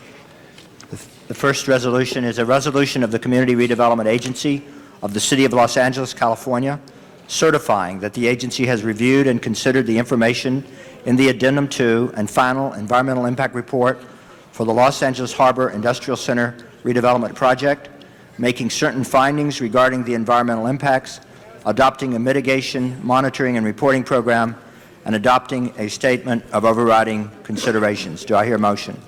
Move. All in favor? Aye. Opposed? Abstentions? The second resolution. The motion passes. A resolution of the Community Redevelopment Agency of the City of Los Angeles, California, approving a proposed amended redevelopment plan for the Los Angeles Harbor Industrial Center redevelopment project area and the report to Council thereon, authorizing the submission of the amended redevelopment plan and the report to Council, and making certain findings related thereto. Move. Second? Second. All in favor? Aye. Opposed? Abstentions? The motion passes. The third resolution, a resolution of the Community Redevelopment Agency of the City of Los Angeles, California, approving and adopting the progress report and amended 5-year implementation plan for the Los Angeles Harbor Industrial Center redevelopment project for fiscal year 2000 through 2004. Do I have a motion? So moved. Second. All in favor? Aye. Opposed? Abstentions? Motion passes. Mr. President, members of the City Council, Councilwoman Hahn, the agency now submits to you the actions of the agency for your consideration. Thank you, Mr. Chairman. Ms. Hahn, did you wish to make any motions at this time? I move the previous resolutions and ordinances which the CRA board just passed. Okay, so we have, as members of the City Council before us, a resolution of the City Council. Actually, I'm going to have the clerk do this. Mr. Clerk, the resolution is before us. Resolution certifying that the Council has reviewed and considered the information, the addendum to the final Environmental Impact Report for the Los Angeles Harbor Center redevelopment project, making certain findings regarding the environmental impacts, adopting a mitigation monitoring and reporting program, and adopting a statement of overriding considerations. That's number 1. Number 2 is present and adopt the accompanying ordinance approving and adopting the amended redevelopment plan for the Los Angeles Harbor Industrial Center redevelopment project. And 3 is to present and adopt the accompanying ordinance eliminating the time limit on the establishment of loans, advances, and indebtedness of the Los Angeles Harbor Industrial Center redevelopment project. Mr. Clerk? Ms. Hahn moves, Mr. Garcetti seconds. Mr. Clerk, please open the roll, Please close the roll and tabulate the vote. 13 eyes. Those items are approved.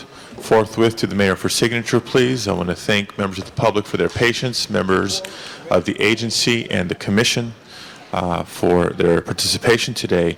This concludes the actions for today on this item. And Mr. Clerk, let us proceed to the next agenda item, please.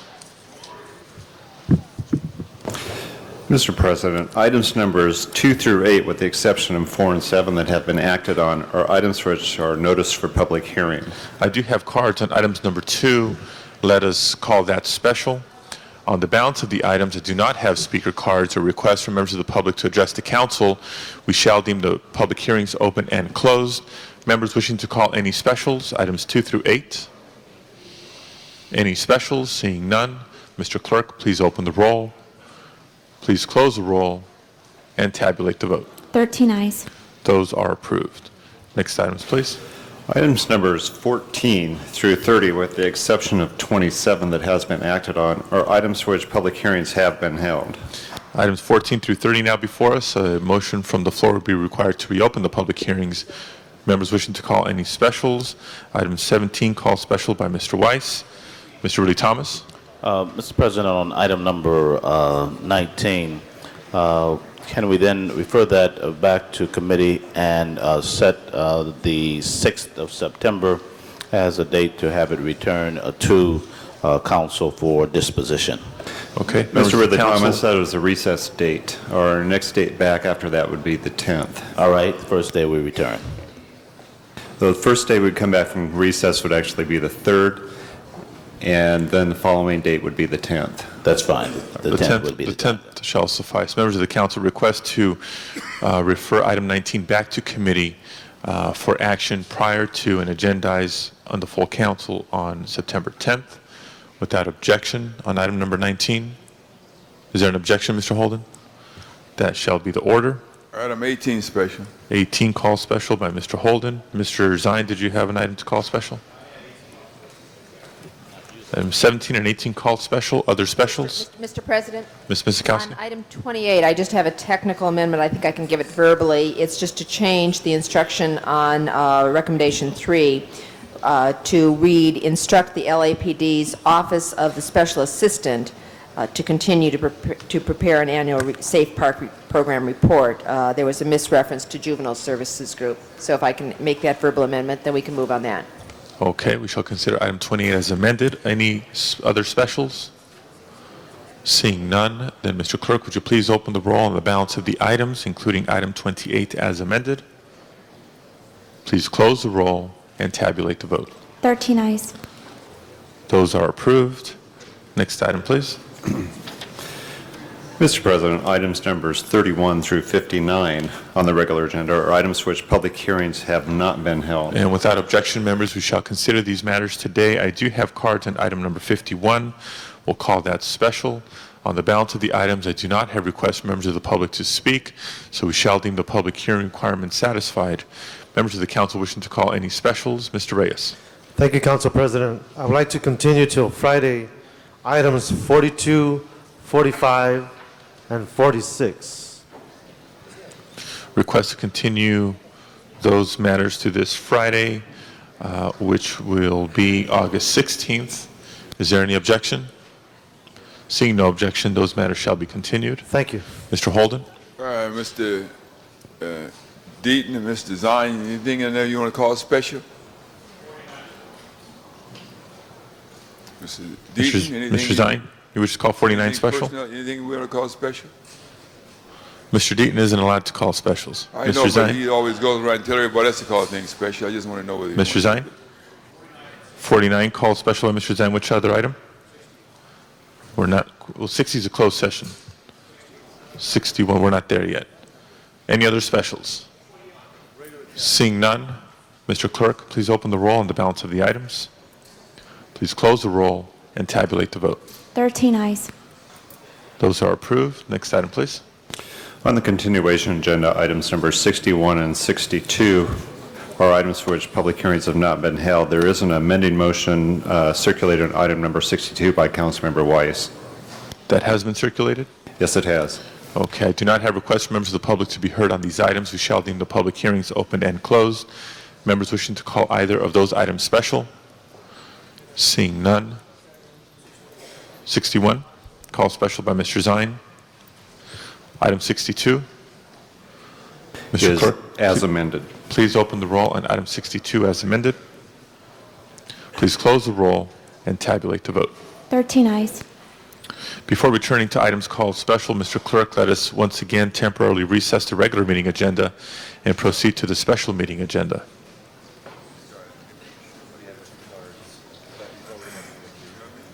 Okay. Mr. President, items numbers 2 through 4 on the special meeting agenda are items for which public hearings have been held. A motion from the floor would be required to reopen the public hearing. Items 2 through 4 from the special meeting agenda now before us. Members wishing to call any specials? 2 and 4 call special by Ms. Hahn. 3 call special by Mr. Labange. We're not there yet, Mr. Zine. Hold your horses. I know you have a badge, but Mr. Clerk, next item. Items numbers 5 through 9 on the special meeting agenda are items for which public hearings have not been held. And I do not have speaker cards on those items. We shall deem the public hearings open and closed. Any specials, items 5 through 9 of the special meeting agenda? Mr. Zine? Item number 7 of the special meeting agenda, called special by Mr. Zine. Any other specials? Item 5, called special by Mr. Holden. Any other specials? Seeing none, Mr. Clerk, please open the roll on the balance of the items. Please close the roll and tabulate the vote. 13 eyes. Let us now once again temporarily recess the special meeting agenda, return to the regular meeting, and take up items called special. Mr. President, item number 2 is the first matter called special. It's the item notice for public hearing.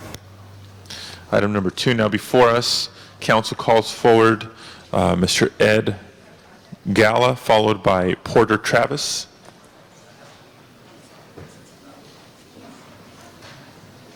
Mr. Ed Gala, still with us? Please come forward at this time.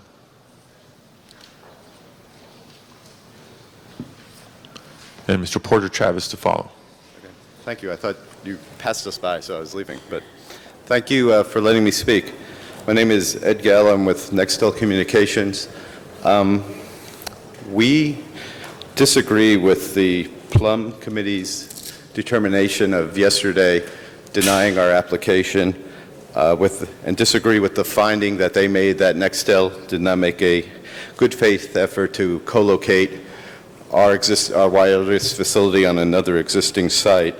We don't understand how that finding could be made when our primary and first choice for this location was a co-location on an existing site, and the only reason this was eliminated was due to technological reasons which made using the site infeasible. At the original zoning administrator hearing for this project, we asked both the zoning administrator and a representative from Council District 5 if they can provide us with addresses of existing cell sites that we could possibly locate on. We were informed by both parties that they were unable to do this. Nevertheless, I went out personally with my leasing manager to scour the area to see if there were other locations in which we can go. And again, the only site we found was our original co-location option, which proved unusable. At yesterday's Plum Committee meeting, a member of the public provided a list of addresses and a map showing locations where they said we could locate, but it was our impression from looking at that and the addresses that these properties were miles away from the project site and hence infeasible. And in fact, one of the sites was an existing Nextel facility, and clearly we can't be expected to co-locate on one of our sites. So we feel that the Plum Committee made a mistake in denying our application, that the evidence in the public record does not support a finding that we did not make a good faith effort to co-locate, and we request that the City Council overturn the Plum Committee's decision and reinstate the zoning administrator's approval of our project. Thank you. I'd be happy to answer any questions. Okay, we'll stick around. There just may be some questions. Mr. Travis? Hi there. I am also from Nextel. I'm an RF engineer for this area and was involved in designing this site. The original co-location site chosen on Santa Monica Boulevard was our primary site that we wanted to build on. But after testing it, we found that the height of the building was unacceptable and it would not fulfill our coverage objective. We also found that due to the existing array on the building, that it would have been difficult to build our site there. That would help fulfill our objective while also maintain a nice appearance that the public wouldn't mind. I just want to say that this was our first choice for building a site, but because it didn't fulfill our coverage objective, we chose to build on our current one in order so that we don't have to build other surrounding sites to help fulfill the objective that would originally not have been accomplished. Thanks. Thank you very much. This closes the public comment section for item number 2. Members wishing to be heard, beginning with Mr. Reyes. Thank you, Council President. As Plum Chair, we conducted an extensive hearing yesterday where we had the opportunity to meet several community members who presented a map. And they indeed were able to show a variety of locations where we felt the committee needed to be explored more for co-location. The maps illustrated existing facilities that were in the area. Now, on the record, it indicates that the applicant only checked 3 alternative sites, and the committee feels that other sites should be explored, and that's the basis for our decision. Now, I want to acknowledge the fact that the previous committee members worked on a policy to try to maximize the opportunity to co-locate, and we strongly feel the purpose and the intent of that effort was not met to the fullest extent. So that has been why we took this decision, and we did take testimony from a number of local folks who live in the area, and we also were following the guidance of the council member of that area, Councilmember Weiss, in terms of work they were trying to do to make sure we try to reach a balance. So with that, I ask you to support the Plum Committee report, and we are trying to rebalance here, but we strongly feel that alternatives to co-locate were not exhausted, and that due diligence should be adhered to. Thank you. Mr. Weiss. Thank you, Mr. President. I want to personally thank the chair of the Plum Committee, Mr. Reyes, and the other members of the committee, Ms. Gruel and Mr. Burnson, for their efforts yesterday. They held a rather extensive and lengthy hearing. They heard from people on both sides of this issue, and they carefully weighed all the issues, I think, as reflected in the extensive questions they had for me, for staff, and for the city attorney's office yesterday. It was a full and fair hearing. And indeed, what we're doing today is we are vindicating process. We're vindicating the process that Mr. Reyes oversaw yesterday. We're vindicating process when we vote to affirm the findings that Mr. Reyes and his colleagues on the committee made yesterday regarding good faith efforts, because that is a process. That's a process that we've set in motion, that Ms. Misikowski, that Mr. Burnson, that others who came together to establish those guidelines envisioned, and it's a process which needs to be taken seriously by companies, organizations, cell providers that want to locate in or near residential neighborhoods. I want to make one thing very clear, though, on the record, which is that despite the assertion here in council chamber this morning and in their letter, Nextel did not contact CD5 throughout this process. You did not contact CD5. You may have contacted the zoning administrator. You did not contact the council office. The first time you contacted the council office was on August 12 of 2002, right before this plum hearing and this process here began. So that makes matters worse as far as I'm concerned. The model that companies ought to follow when they're proceeding in this area is to work with the community and work with the council office. It's that collaborative process that oftentimes enables divergent interests to come together and form a consensus. That certainly did not happen here.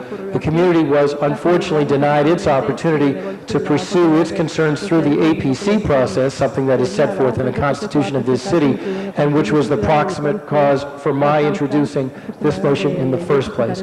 I thank my colleagues and I urge an aye vote. Thank you, Mr. President. Thank you, Mr. Rice. Are the members wishing to be heard on this item? Seeing none, Mr. Clerk, please open the roll on item number 2. Please close the roll and tabulate the vote. 13 ayes. That is approved. Next item, please. Item number 17, called special by Councilmember Weiss. Mr. Rice, item 17. Thank you, Mr. President. Colleagues, I just want to note that what we're doing today is we're going to pass in final version the ordinance which will prevent, once and for all, drug paraphernalia vendors, head shops, from locating near schools. This is a matter that first came to my attention because of activism in my community, because a head shop had the nerve to open, I'll go with nerve today, you prefer, have the nerve to open directly across the street from Fairfax High. So when you walk out of Fairfax High, you're confronted right in your field of vision, just a few feet off of the crosswalk, by the sign for the smoke shop, as it's called. And it wasn't just activists. It was students at Fairfax High were protesting. Parents were protesting. They brought it to the attention of my office. We brought the initial motion in, and I think it was Ms. Hahn who suggested, let's not stop at schools. Let's include religious institutions, community centers, parks, libraries in this prohibition. And so thanks to your efforts and the efforts of people on Plum, we've made this a stronger measure. And, who'd have thought we would ever even have to deal with this? I mean, who'd have thought that someone would ever think of doing this? But I guess that's some people's idea of how to make a buck.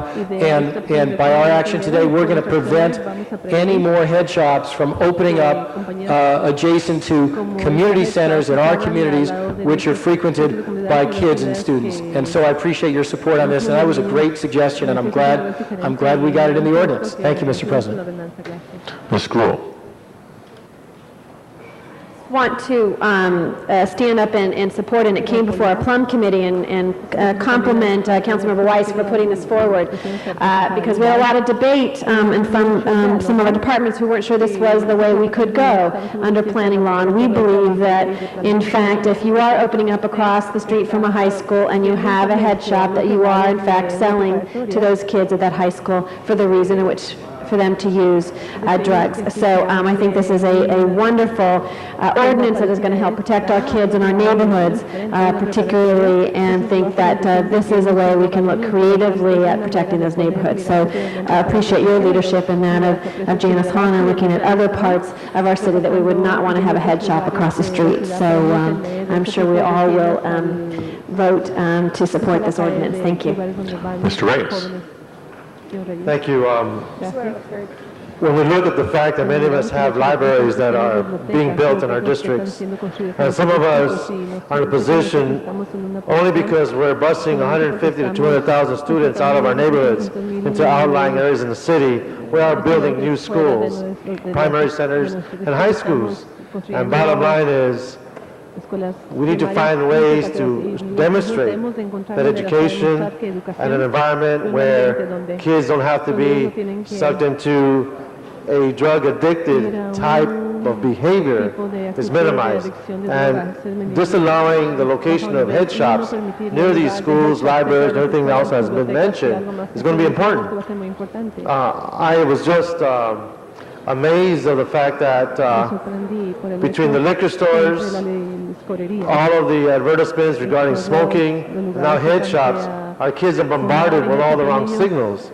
And when you start looking at a bigger picture, when the state is actually spending over and over a lot more money for the building of prisons than schools, again, we're sending the wrong signal to our youth. So I want to thank you for all the good work, Councilmember Weiss, Han, and my fellow colleagues in Plum, to make sure we get this on the books as soon as possible. Thank you. Ms. Han? Thank you, Mr. President. I too was obviously in support of this, and I really do want to commend you, Jack Weiss, for taking the leadership on this. And what I love about what we've all done on this is that initially, you know, as Councilwoman Grill said, we were told maybe this wasn't something where we could, you know, assert our jurisdiction or assert our leadership, that we really couldn't have this kind of authority over something like this. And I really wanted to thank you for not taking no for an answer, not listening to the way things have always been done, but really said, no, this is important. And I appreciate the fact that you also allowed me to recommend that let's make this stronger. Let's have the same law around parks, around libraries, around religious institutions. And let's not forget that we've heard it so many times that we cannot ever forget that the most critical times for our kids is between 3 and 6 in the afternoon, and that's when a majority of our kids from elementary to middle school to high school are unsupervised, and that is the time of the day that they begin to experiment. They begin to experiment with alcohol, with drugs, with sex, and while right now we are not able to afford every young person a qualified after-school program, although I think we're working towards that. This is something that I think we have done positively to protect our kids who walk in after school, who walk in libraries, who walk to the park, who walk home, and bombarded with this right in their face. So I really appreciate your leadership on this. I think what we're doing today is really serving and protecting the young people in Los Angeles.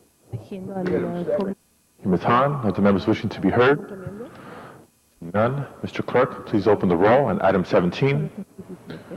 Please close the roll and tabulate the vote. 10 ayes, 1 no. That is approved. Next item, please. Item number 18 is called special by Councilmember Holden and Councilmember Zine. Mr. Holden? Item 18. President, members, we talked about these OPGs some time ago as Mr. Brady came with the idea of setting in these timelines. And I think this proposal is to eliminate the timeline for initiating or continuing a contract. So maybe somebody can give us a report on that as to why this is being requested and why we should comply with it. Mr. President, you can hold my time. Thank you so much. If you give us the background information on it, I think that it'd be not only for my benefit to get me to remember or remind me what we did 10 years ago, but also for the new members who were not here at the time. Councilman, when the City Council revised the ordinance, and I believe it was about 7, 8 years ago, to I think 7 or 8 years, to have timelines and to reward the every 5 years the OPG's contracts, we ran into a lot of problems in the Police Commission at that time. First of all, we had no one there who had experience writing contracts, so that was the first chore. We were then hit with a bunch of civil lawsuits against the city regarding the RFPs and the contracts, which tied it up for a year and a half in courts. The police department didn't have any contract compliance unit, and although we were very grateful to Public Works for allowing their contract compliant unit to do the work on our RFPs, it took time to get that through. Ultimately, time passed beyond the time limits. Currently, we are really on track. We've approved 8 OPGs. We have done the investigation on all the remaining ones. The committee that was formed, we changed the process with the city attorney's office. It used to be that the police commission solely decided which of the ones should get the top rating. Now we have a separate committee made up of the Department of Transportation, the CAO, and the executive section of the police commission. They now are on track.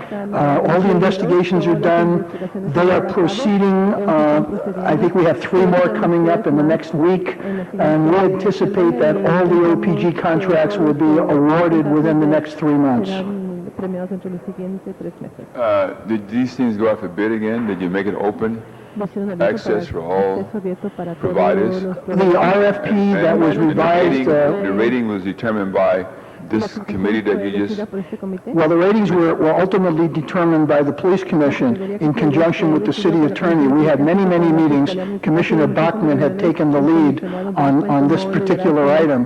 We revised when the new RFP came out, it was a complete revision of the old ones that we used to use. We have a new scoring system. We tried to make the RFP more competitive so that people who own companies that were not incumbents had a better chance of getting a contract if they rose to the top. And it's continually being evaluated by Commissioner Bachmann. We look at each and every bid as it goes through, and we think right now we have a far superior process than we ever had before. Now, it's not to say that in the future it couldn't be improved, and the next time we do the RFPs, we may make some adjustments. The best of my recollection, I think you were reminded here with the mayor or with the police department where there was some complaints by other providers for towing these cars. They couldn't get into the system because there were those who were here for 10 years, 15 years, 20 years, and they set up this rotation for sending out RFPs for the purpose of allowing others to participate, at least to bid for it. When could you give us a little history on that? Well, the 8 new OPGs under the new RFP that we awarded, one of them was not given to an incumbent. But you have to keep in mind, Councilman, that the job of the police commission is to ensure that the best company who can give the best service to the citizens of Los Angeles be awarded the contract. If that is an incumbent, so be it. But we are open, and in fact, one of the 8 did not go to an incumbent. Well, let me ask you another question that's pertinent. I mean, some of these who are responding to the RFP, they outside of the city of LA. Yes. And it's a tricky operation. Some of them are not very honest. You know that. They call for pickups and they tow out of the city of LA. You know that. And Yes, that's sir. kind of illegal. We've had those problems in my district as well. My question is then, if it's city base, or any extra points for in your rating process for that? No, correct me if I'm wrong, Detective. 40%, I believe, of the RFP is on a business plan, so this gives an equal footing to someone who's not in the city. What are the other 2? The other one is 30% for contract compliance and 30% for experience. Right, so those are the 3 categories that are now broken down. Say that again. 30% business plan, 30% contract compliance, and 30% experience. So, just in my view, it'd be very difficult for a new person coming in. Experience is the criteria, 30%. 40% for the business plan. The person who's been there, done that, here in the city has a better feeling for what needs to be done, and maybe even the best provider. Well, we look at the business plan, and many of the companies who bid are currently in business in surrounding communities, so they do come in with experience. But as the board reviews this, if you have a company who's been in business for 50 years in Los Angeles, has done an outstanding job and given outstanding service, although someone else may come in and bid against them, but is an upstart company, is just starting out, there are ways for them to get points, but in practicality, the outstanding company that's been doing an outstanding job deserves to get I would the expect bid. you then not to yield to pressure or temptation, but to give it to the best qualified. That's the goal of the police commission. You understand what I'm saying? Yes, sir, and that's the goal of the police commission.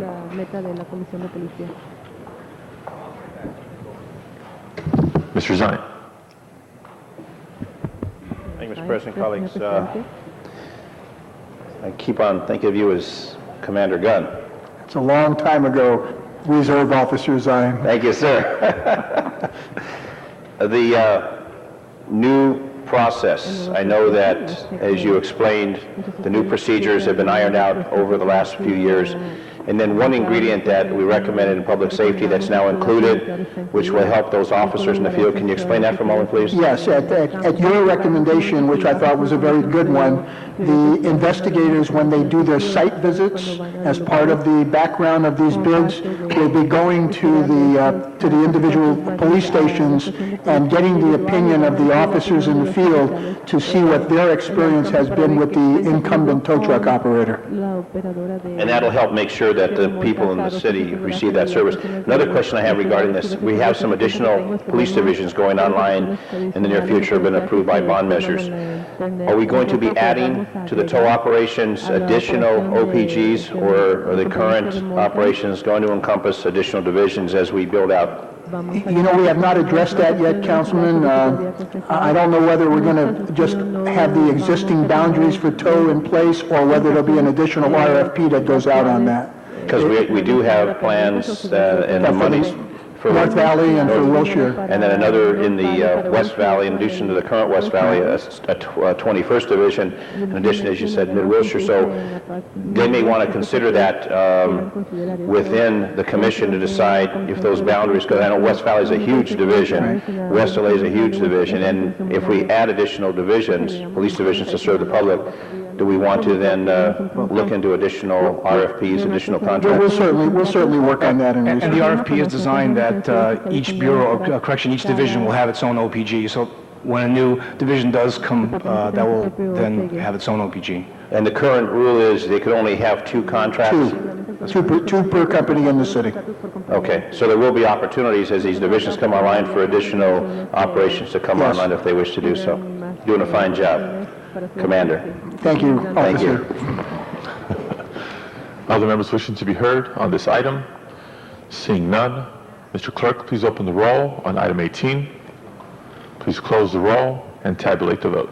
11 ayes. That is approved, well, short of 12 votes as an ordinance that holds over for second reading.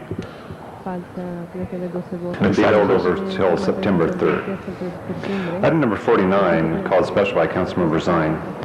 Mr. Zine, item 49.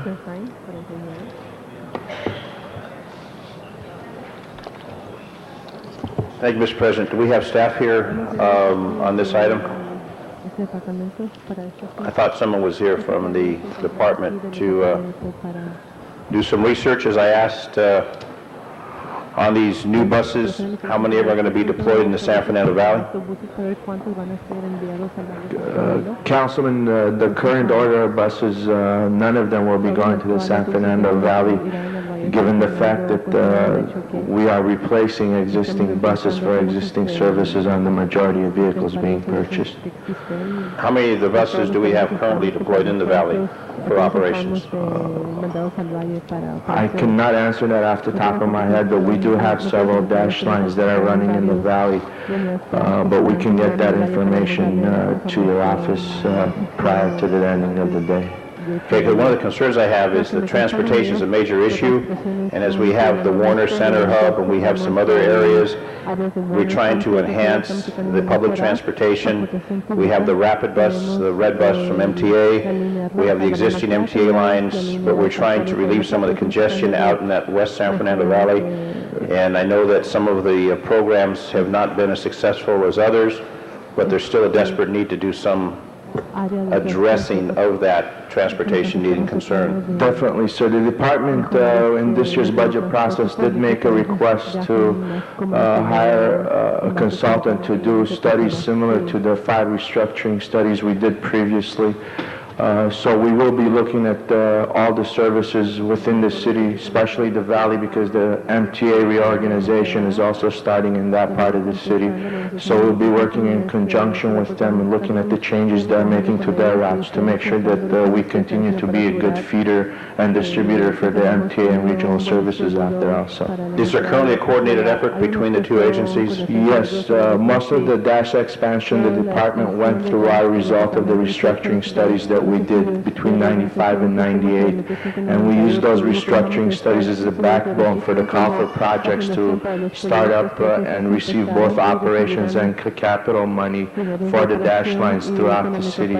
So we are going back to the same approach in order to continue to better coordinate and better serve the city. Okay, because we definitely want to service that part of the city, the great San Fernando Valley. Definitely. Thank you. Thank you, Mr. Zine. Mr. Holden.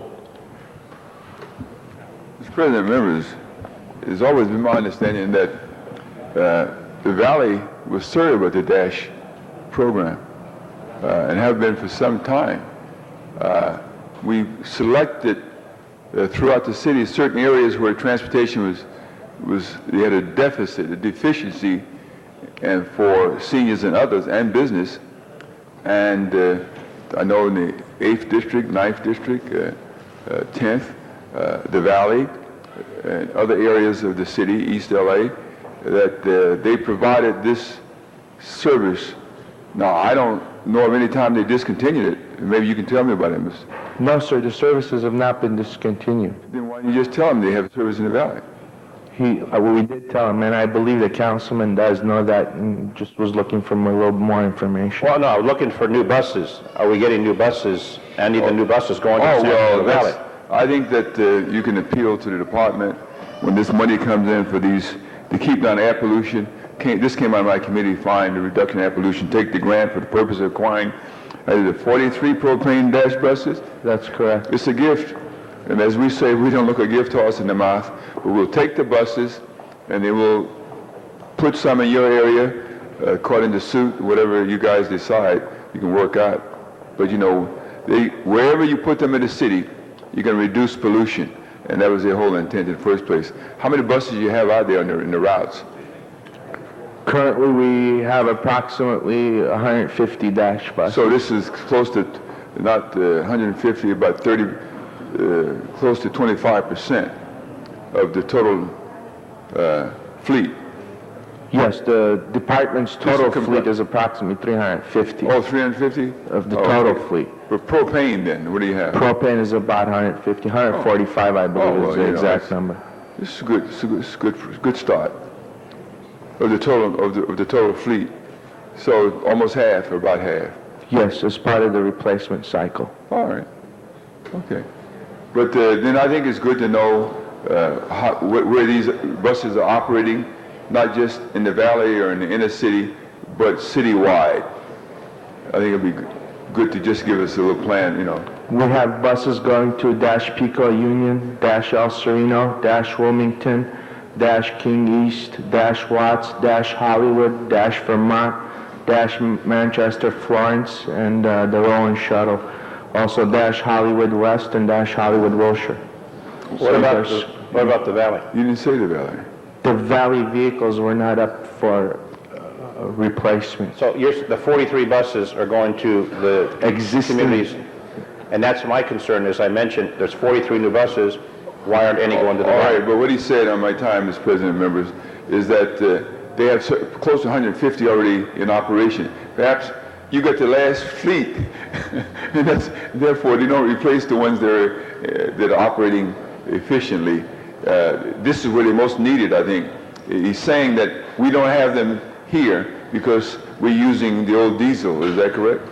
No. What are you using now? We know almost completely propane. Oh, okay, all right. So for the older buses, you're replacing the older ones with these new ones. Yeah, the Valleys were replaced previously.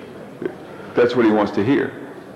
The Valleys were... And then of your entire fleet, how many do you have deployed to the San Fernando Valley? From Van Nuys, Sunland, Tahunga, Woodland Hills, Reseda, Canoga Park. I don't think they have a dash program in Sunland, Tahunga. I don't know if they do or they don't. I'm asking, we've seen the city perspective when it comes to that. What do we have out there? Everything north of Mulholland Drive. We have Dash Chatsworth, Dash Warner Center, Dash Northridge, Dash Pacoima. So we do have several dash lines in the greater San Fernando Valley. And before we hear the next question, Mr. Holden, you're being awfully generous with your time to Mr. Zine here. I've had my answers. Thank you, Councilmember Holden. Thank you, Mr. Zine. Mr. Holden, to conclude. All right. You do live in the valley, don't you? Yes, sir, in the 3rd district. You take care of your own, won't you? Does he represent that area? Yes, I do. Look at his haircut. What do you think? Thank you, Mr. Holden. Ms. Gruhl. I just think I want to echo some of Mr. Zine's comments and about making sure that these dash buses, that we look creatively on where they can be used. And I'm glad that you mentioned something to Hunga, Mr. Zine, because it is an area that is underserved on a number of levels. And so I think as we move forward on the purchase of these alternative fuels, that it is appropriate for us to continue to look at making Dash effective for all parts of the city. And so look forward to working with you and hope that you can brief some of my staff as well on the services of Dash and how we might be able to increase the usage in certain parts of my community. We will contact Thank you. Mr. Labange.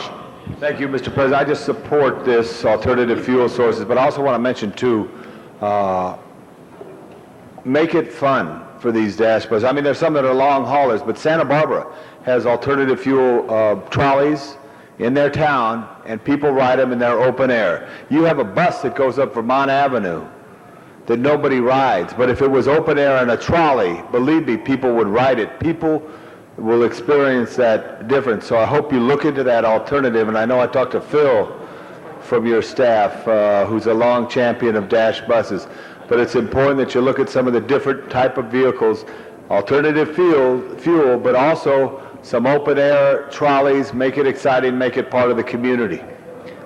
Please do that. We will. And actually, we do have a trolley demonstration project ongoing currently. Great. For Dash Summer Beach Shuttle for Venice. We're running open air trolleys, and also the Bunker Hill is running the trolley that we're experimenting with.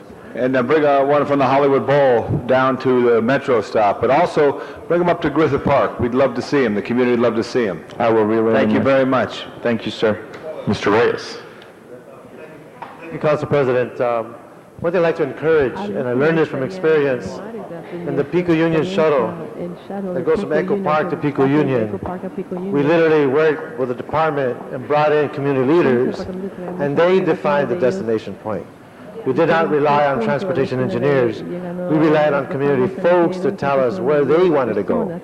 And based on those destinations, a route was determined. And lo and behold, that tends to be the route, if I'm not sure if it's still true, that sustains the greatest ridership in the city. And it actually allows for those routes that aren't carrying too many people to maintain their funding, because the ridership that we identify through ADA allows us to generate the revenue for these kinds of services.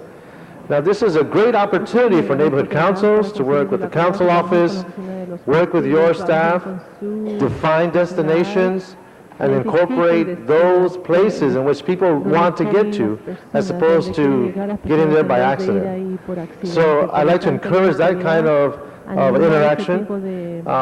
It's been proven, and at times I find out that some of our engineers don't even live in the city, that they commute in from Palmdale and all these other suburban areas, commute in here, or drive the freeway to come to work, ironically enough.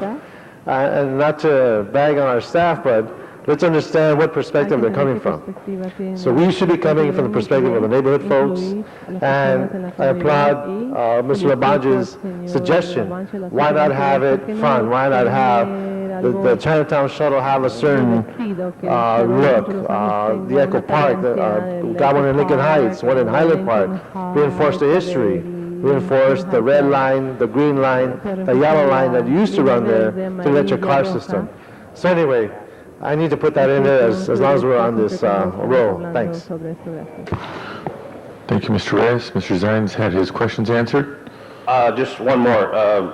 we talk about transportation a lot in this city, and people are screaming about gridlock and congestion and chaos. The BRT, which is scheduled to go into the San Fernando Valley from the Red Line to Warner Center, I don't know if you folks have been working with MTA on that project, but hopefully there'll be feeder dashes into that project to get people to the Red Line, and that project was approved by MTA. There's some concern and controversy in the community, but I don't know if you've coordinated with them, and if you haven't, I hope you do. So if that program comes to pass, where that BRT does take effect, we don't want to be scrambling around to try and get all these people from the western part of our city into the BRT and into the Red Line, into the Civic Center.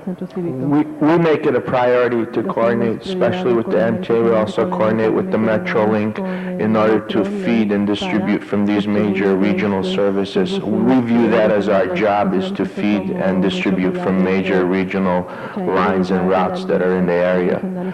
Okay, great. Thank you very much. Other members wishing to be heard on this item? Seeing none, Mr. Clerk, please open the roll on item 49. Please close the roll and tabulate the vote. 12 ayes. That is approved. Mr. President? Mr. Weiss? Mr. President, I move to reconsider item 17, the head shop ordinance. We now have 12 members and a quorum for an ordinance. Okay, motion to reconsider item number 17. Mr. President, do you wish to include number 18 in that also, which is an ordinance? Yes, let's reconsider both items 17 and 18. Please open the roll on reconsideration. Please close the roll. Tabulate the vote. 12 ayes. Both items 17 and 18 now before us. Once again, please open the roll. Please close the roll and tabulate the vote. 12 ayes. Both items 17 and 18 being ordinances are approved. Item 49 has been approved. Next item. Item number 51, members of the public wish to be heard. We do have cards on item 51, which is now before us. The council calls forward Les Saffel, to be followed by Trevor Grimm, Rick Otterstrom, Fabian Padilla, and Carl Strand. If you would all come forward and line up behind the podium, we'd appreciate it. Go ahead. Yes. Good afternoon. My name is Les Saffel. I've been in the earthquake automatic gas shutoff valve business now for 7 years, before it was actually a business. And it's obvious to me that the mandate is in jeopardy unless there can be an equitable solution to the requirement of one valve for each meter on income property. Now, I'm at liberty. I have a friend who's an ex-PUC law judge who now is an attorney, utility attorney. He and Warren Mitchell, the former president of the gas company, I'm at liberty to quite possibly volunteer their services to help you out of this mess. If we could have a meeting with the key people, either the author or the co-author of the mandate, a joint meeting with Warren Mitchell, former president of the gas company, PUC attorney who was for 10 years was administrative law judge at the PUC, to discuss this issue at length. There will be no charge to the city. I'm volunteering that, and I'm 99% certain I can arrange it. Okay, thank you for both your offer and your testimony. Mr. Grimm. My name is Trevor Grimm, 621 South Westmoreland Avenue, Los Angeles. I speak as an owner of apartment units and as general counsel of the Apartment Association of Greater Los Angeles. Because of the severe consequences of the ordinance as it now stands, financially, technically, to apartment owners, we heartily endorse the motion to stay the ordinance and to study it. We have some input, as Mr. Saffel just offered. We have input that we'd like to produce, and we think it's for the good of all if we could just stay and study this ordinance. That's the proposal, and we endorse it. Thank you. Mr. Otterstrom. Hi, Rick Otterstrom, volunteer with the Apartment Association of Greater Los Angeles. We strongly agree with this motion and endorse a yes vote on this motion. And we certainly appreciate Councilman Bernson's follow-through, seeking solutions to the problem of one gas valve as opposed to many gas valves. The councilman has assured us that this motion and the recommendations for council action actually does include those gas valves mandated due to the remodel provision of $10,000 or more. And he's also discussed that any legislative solution will include those apartment owners and condominium owners that want to add gas valves voluntarily. And this is very important because there are a number of owners who, under the one gas valve for bank of meters, would like to add gas valves to their buildings, but when you have to put in many gas valves instead, that a greater cost will sometimes defer them from moving to this safety feature. And as an example, our management company last year put gas valves on all the buildings that we manage under the old law, under the window where we could do that one per building. And the best example was a 10-unit building that we put one gas valve on instead of 11. It cost $350 to add that one gas valve. It would have cost over $3,500 to do many gas valves, the 11. We wouldn't have done that. And with only $350 on this rent-controlled building that we did not sell, this wasn't done because we were selling it. It was a rent-controlled building. The small expenditure wasn't even enough to cover the bookkeeping to pass this through to the tenants. The tenants didn't get a pass-through on it. I think that would help, would happen regularly. So please, not only vote yes, but follow through on this. Let's find a permanent solution to this problem. Thank you. Mr. Padilla? Yeah, good afternoon. My name is Fabian Padilla with Padilla Plumbing Safe Gas Services. We are former gas company certified earthquake valve installers. Earthquake-activated gas shutoff valves are a very important part of gas safety in the event of a major earthquake. We live in Southern California and are subject to earthquake. It's only a matter of time before the big one hits. Any gas leak of any size in a confined area, such as a home, has a potential to be hazardous or even cause death. Who knows what will be when the next earthquake strikes? Automatic gas shutoff valves can only help. How can we put a price on saving one life? The problem we face now is that the gas company is out of the installation program. This taking away the possibility of installing one earthquake valve to shut off a multi-meter set or manifold such as an apartment or condo. Ways to resolve this or to better this situation would be to, of course, bring the gas company back into the installation program so we may use their bypass T to install one earthquake valve on a multi-meter set.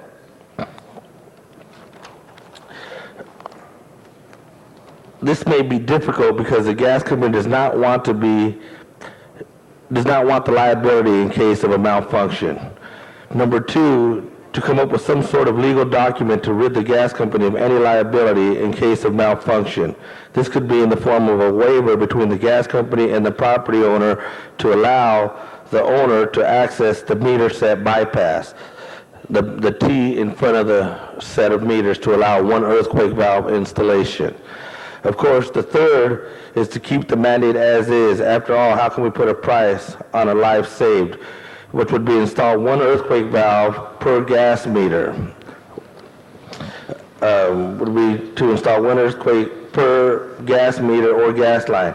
It is more costly, but if the city would provide a list of their own of certified installers or reputable installers similar to the gas company with guidelines to follow, this would assure themselves and the property owner of a more reliable installation at a more economical price. A standard single meter installation from a reputable competitor goes from $229 to $269 per standard meter. If I can ask you to conclude, please. Excuse me? If I may ask you to conclude. Okay. If you would look at the real picture, most homeowners or condo apartment owners would not install a smoke detector if not required to do so. We would rather err in the side of safety than worry about spending a few dollars. So, my request is to get the gas company back in the picture or to keep the mandate as written. Thank you very much. Carl Strand, please. Thank you.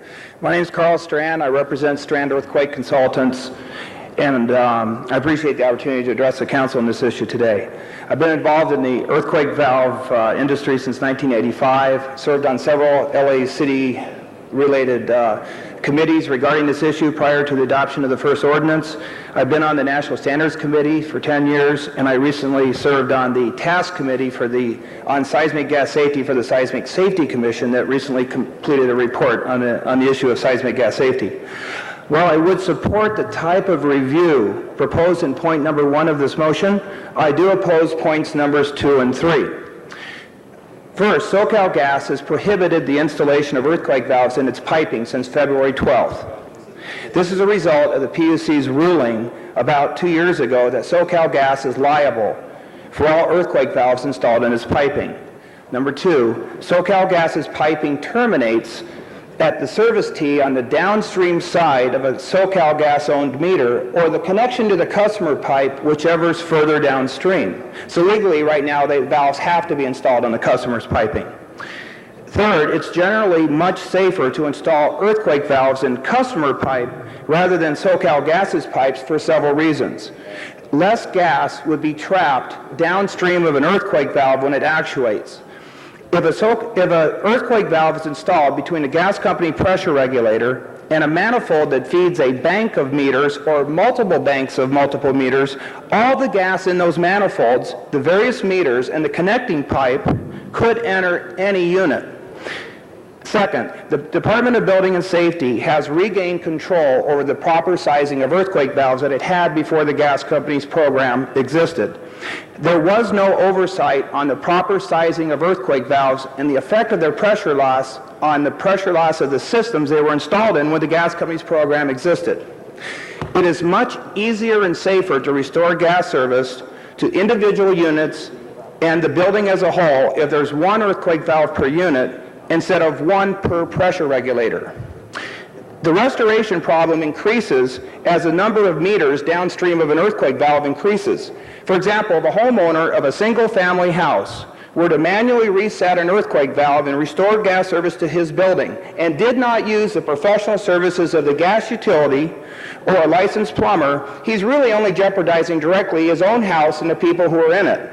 But if a tenant of a multi-metered building with an earthquake valve upstream of multiple meters were to restore the service, he's really jeopardizing the entire building and many people in it because nobody's checked the pilot lights on those appliances where the pilot lights went out. Or I can ask you to conclude, please, sir. You're making your point very well. Yeah. If fluids fell down near pilot lights, or there were fallen combustibles or damaged vents or flues, nobody's checked those other units, and a tenant could inadvertently jeopardize the entire building.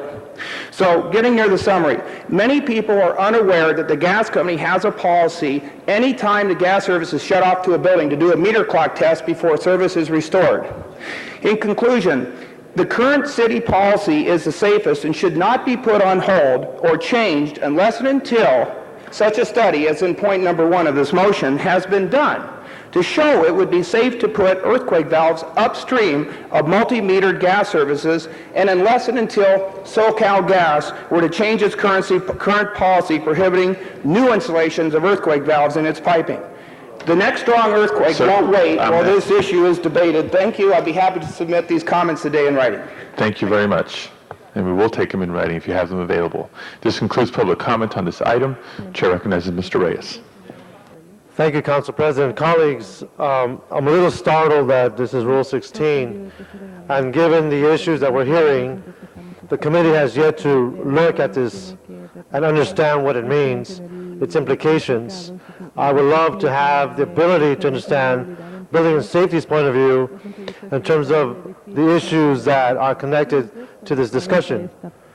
So with all due respect, I would appreciate if you could support me in sending this to Planning, Land Use and Management Committee so we can understand what we're doing. This is actually the first time I even see this, and I have not had the ability to understand what the implications, so I'd like to follow up with some due diligence myself as Plum Chair and have the departments, and follow through with the individuals that are speaking and understand what we're doing here. Mr. Reyes, is that a motion? Yes, so that is a motion. Is there a second? Mr. Zine seconds. So we have a motion and a second to refer the matter back to committee for further review before final council action. Mr. Holden is the only other speaker in the queue. Mr. President, members, Mr. Reyes, I understand your concern. But unless and until you take action on the current law and the fact that it's not working, you can't transfer property, then of course it'll stay in effect until such time that it happens. I think that you should take to the committee the concept, the idea, of where do we go from here. But I think what he's doing with this motion is repealing the existing law, which impedes sales, the issues that I raised before. Building and safety, are you here? Front and center. And hold my time, Mr. President.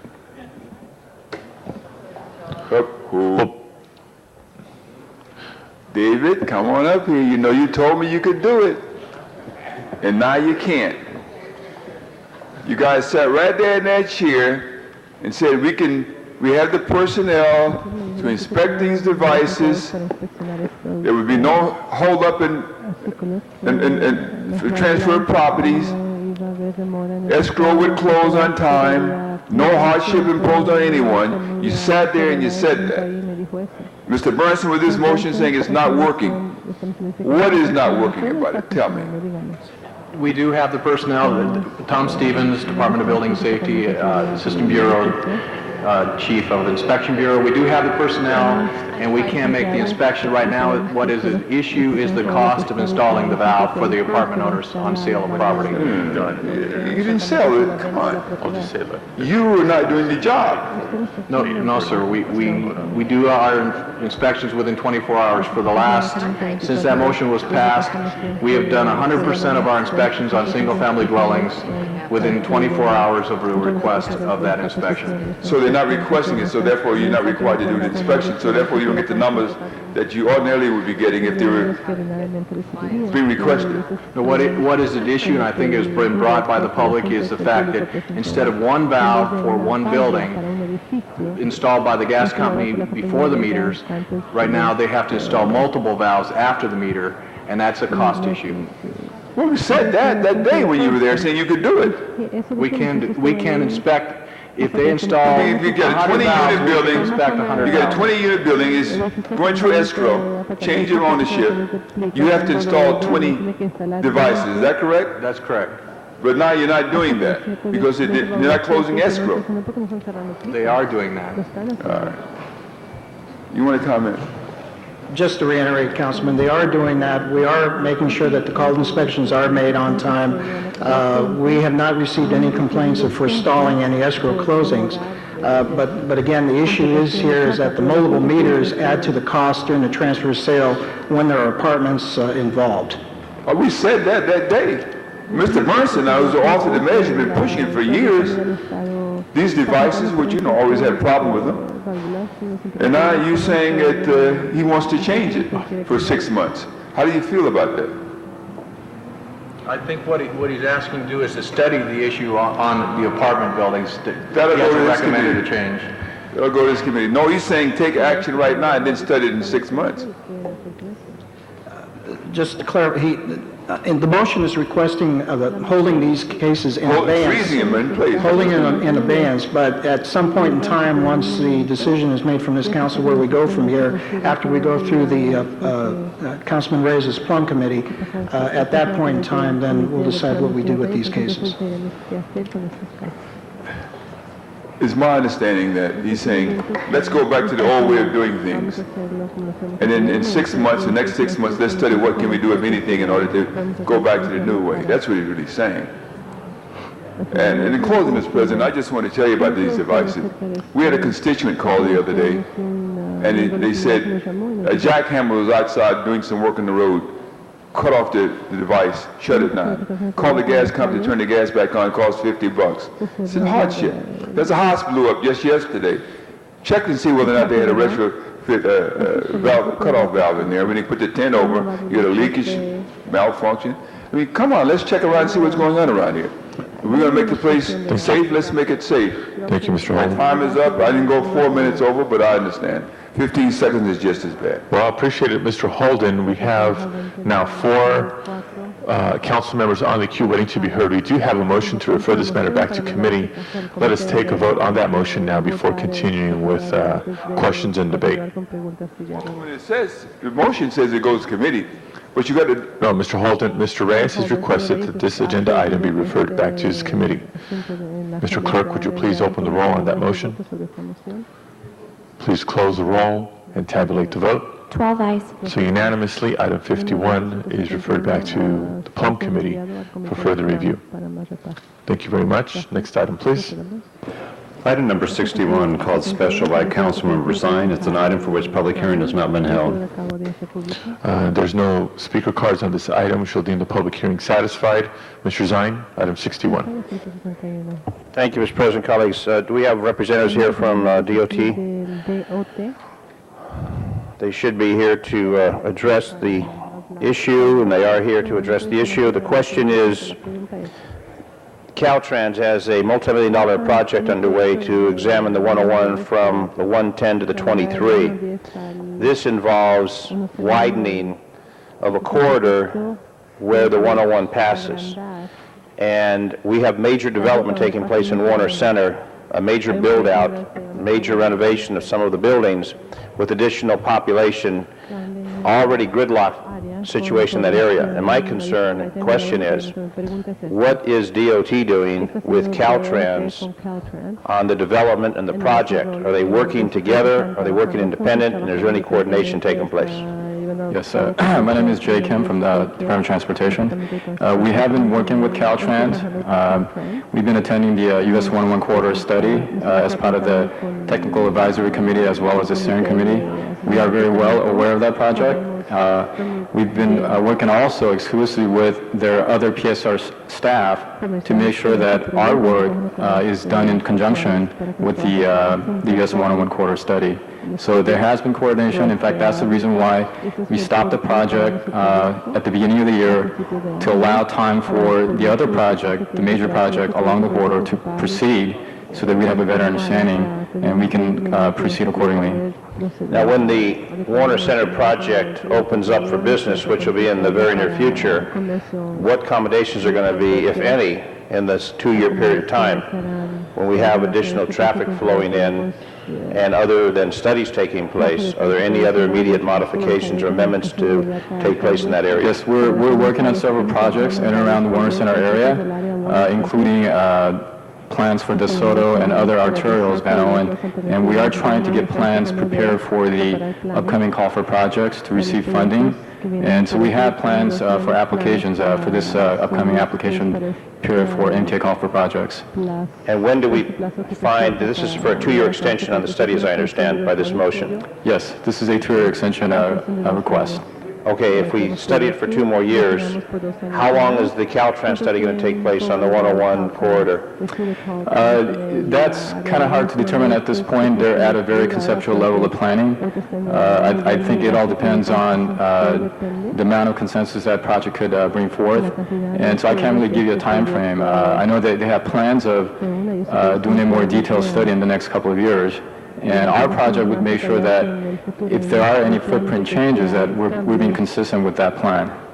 So that we're not going to see any relief in congestion for a minimum of 5 to 10 years? No, actually, the Canoga project that we're trying to undertake could precede the US 101 corridor project. As long as we know what the plan is, the Caltrans, the larger plan, then we can proceed and develop a plan for the Canoga that's consistent so that even if the Caltrans project comes along at a later point in time, our project could still go forward and it would still be coordinated. Our project in the surface street? Yes, that could go before the larger Caltrans improvement. Okay, thank you. Thank you, Mr. Zine. No other member is wishing to be heard at this point. That effectively ends the debate. Mr. Clerk, please open the roll on this matter. Close the roll. Now tabulate the vote. 11 ayes. All right, next item, Mr. Clerk. Mr. President, item number 60 is a closed session. Do you wish that remain on the desk? I should think so. Okay, then you may wish to recess this meeting and go into the special meeting again and take up the items that have been called special. It seems to me that is in order, and if there's no objection, we'll move to the special meeting, having recessed the regularly scheduled session. Mr. Clerk. The first item is special meeting number 2, called special by Councilmember Hahn. All right, Ms. Hahn, special 2 is before us. Do we have any cards on special 2? We do. Perhaps we should, there has been a public hearing on it. Is that to suggest that we should not have an additional? It would take a motion to reopen the public hearing. What is your pleasure, Ms. Hahn, with respect to the public hearing on special 2? Move forward. In view of the fact that we have complied with the law and afforded those who are entitled to speak by way of public hearing the opportunity to do so, the will of the body, unless there's objection, is to proceed with the matter as it is presented. Ms. Hahn, you're now recognized. Thank you very much, Mr. Chair, colleagues. This is an assembly bill by Alan Lowenthal, who represents the harbor area. And what it does is impose a $250 fine on terminal operators when trucks are found to be idling more than 30 minutes getting into the terminals. And the problem we've had, and you've heard me talk about this over and over again, is that we have just an unbelievable problem of trucks.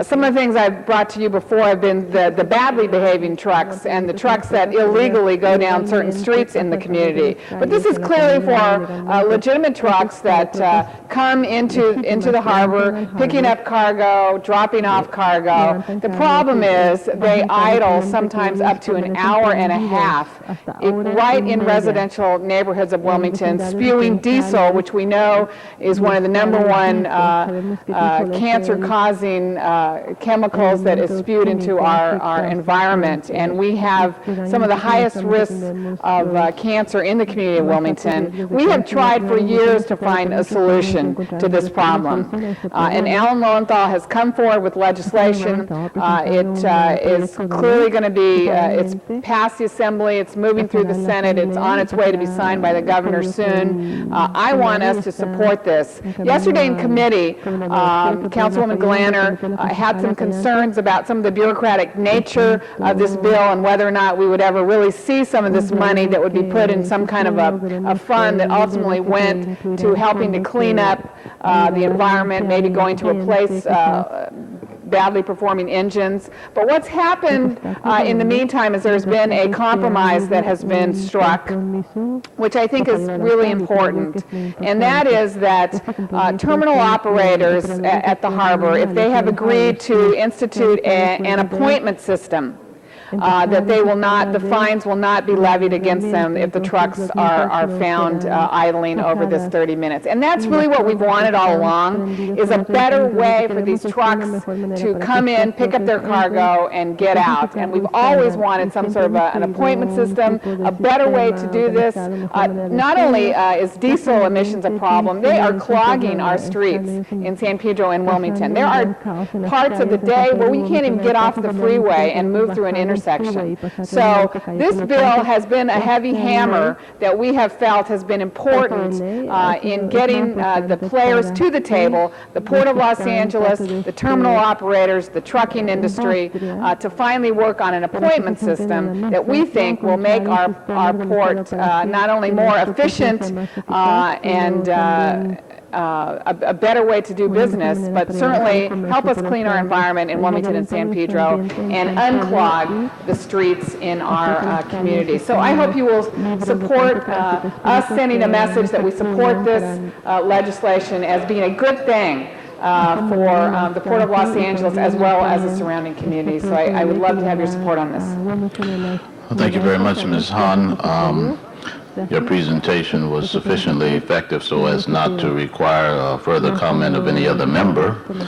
That's a tribute to the clarity and the extent to which there's resonance with AB 2650 Lowenthal. Seeing that the board is clear, Mr. Clerk, please open the roll on the matter. Would you close the roll? Now tabulate the vote. 11 ayes. Thank you. Next item, please. Item number 3 on the special meeting agenda is called special by Councilmember Labange. Sir. Thank you. Mr. President, members of council, this is a report from the Rules and Election and Intergovernmental Relations Committee to establish regional, area, city council committees to address concerns. It asks for development of a working group of the CLA, CAO, Department of Neighborhoods and other departments to come up with a proper report back to council so we can make the right decision. I truly believe the more you're in the community, the better job you can to represent people. And I serve seamlessly with Eric Garcetti and Jack Weiss, but we sit on no committee together in the Hollywood-Wilshire area. And along with Nate Holden, if all 4 of us got together and we had a meeting maybe 3 or 4 times a year in the community, it would be as a vehicle for our neighborhood councils and other community organizations to stimulate discussion and ideas of impact, where to impact and improve the quality of life in their communities. Also would give the various managers in various departments, deputy chiefs, city engineers, the Department of Transportation's key people who are in the community, a vehicle to get closer and to move on the areas of a regional approach. And I think this is true in the Valley, where all 7 of us serve, where we can talk about district-wide issues. Central City, East Side, also the South Side, and for the Port of Los Angeles, that there would be the president of the council and the head of energy and natural resources, the council woman of the district, and others, and I hope I could share in that too, because I have an affection for San Pedro and Wilmington and the Harbor City area, contribute in some form. So, members, I ask for support. It is a great opportunity to be effective and closer to the people, and thank you so much. All right, Mr. Labange, we have 3 persons wishing to be heard, Mrs. Gruhl, Ms. Hahn, and Mr. Zine. In that order, please. The Borough Queens, right? My. I am standing in support of Councilmember Labange's motion that I signed as well. I think that we have found that our opportunity is, as Councilmember Labange said, the more that we can talk to our communities and be part of our communities, the better. We shouldn't be afraid of that. Last night, in fact, I had a meeting in my district about a particular park, and there wasn't necessarily agreement about that park. But we came out of that meeting with the opportunity to take on those challenges of that neighborhood and to work together. And that's the same kind of dialogue and input we want to have, not just a few times a year when we have a special council meeting in our district, but much more regularly, where we involve our neighborhood councils and our communities. We had 2 weeks ago a neighborhood congress in the San Fernando Valley, and during that neighborhood congress, we had representatives from San Pedro to South Central to Canoga Park and Sunland Tahunga and other areas. And the dialogue and discussion between those 2 groups, or 3 or 4, wherever they may have been, was extraordinary because we learned from one another. So let's give back again. This should be a public process. Give the power back to our people in our neighborhoods, in our communities. So we have a few more meetings in our daily lives as we go forward, and we have to spend a little bit more money to go out into our neighborhoods. But I think democracy is something that is worth fighting for, spending time on, and financial resources where possible. And with public facilities in our communities, we can lessen that cost. So I'm standing in support of this plan and asking the city clerk and CAO and CLA to come back with some real strong points about how we can move forward. It is worth our effort, it's worth our vote, and it's worth bringing back our communities to the city council and our neighborhoods. Thank you very much, Ms. Gruhl. Ms. Hahn, please. Thank you very much. I rise in support of this. This is a great idea, Tom Labange. This is a great idea with whose, I think the time has come. And, for many years, sometimes council members were accused of only caring about their fiefdoms, only caring about their 1/15th of the city. And, you know, the people of Los Angeles want us to solve problems. The people of Los Angeles want us to listen to them, listen to the frustrations and concerns they have, and solve the problems. And many times, being only concerned about your own district is a very short-sighted way to govern. And I think the idea that we're going to have regional councils is really important, and I believe neighborhood councils will clearly benefit from this, because neighborhood councils really transcend council jurisdictional boundaries. Neighborhood councils are about stakeholders in a particular community looking to solve those problems, and I think these regional councils will do just that. I look forward to serving on my South Los Angeles Regional Committee, because I think there are a lot of problems that we have that don't respect council districts. Gang problems certainly don't respect jurisdictional boundaries. Graffiti doesn't respect jurisdictional boundaries. Economic development and jobs do not respect council boundaries. So this is a great idea for us to pool our resources, pool our ideas, and really work at benefiting all the regions in Los Angeles, and clearly Los Angeles as a whole. I support this. This is a great idea. I think ultimately this will serve the people of Los Angeles better. Thank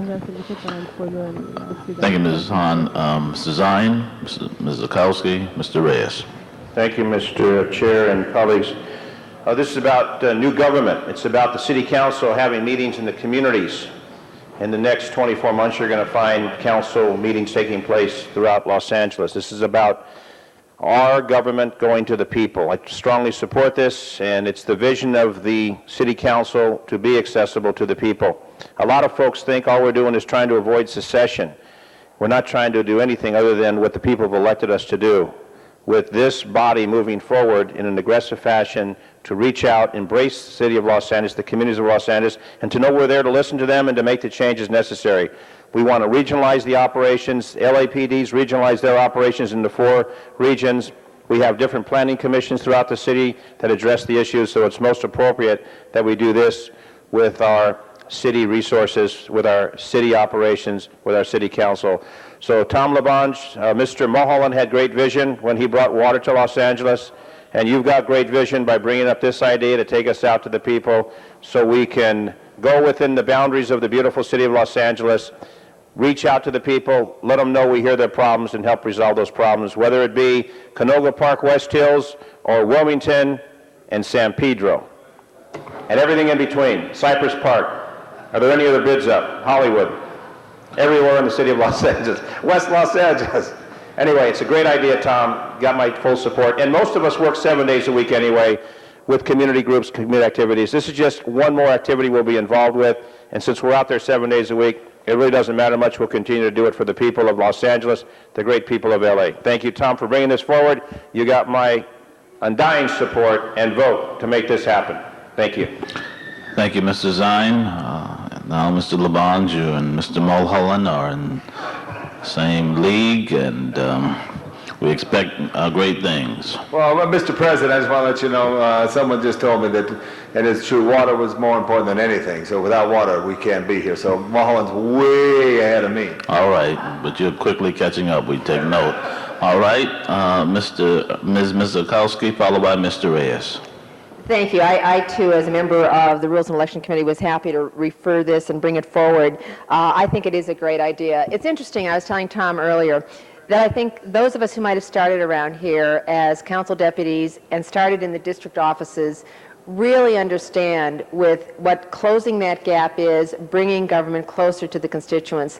That's where the calls are fielded. That's where our citizens first make contact. And if we can reverse that and bring those members of government back to those citizens in the communities, not just one-on-one with a single council member and his or her neighborhood group, but in a region, in an area that understands itself as a region, it's formalizing essentially a version of town hall democracy. It is really, we hear often, it's so difficult to come downtown to City Hall. So that gap perceptually or otherwise exists. This is a way of closing that gap. We've got great other models that have worked in the past.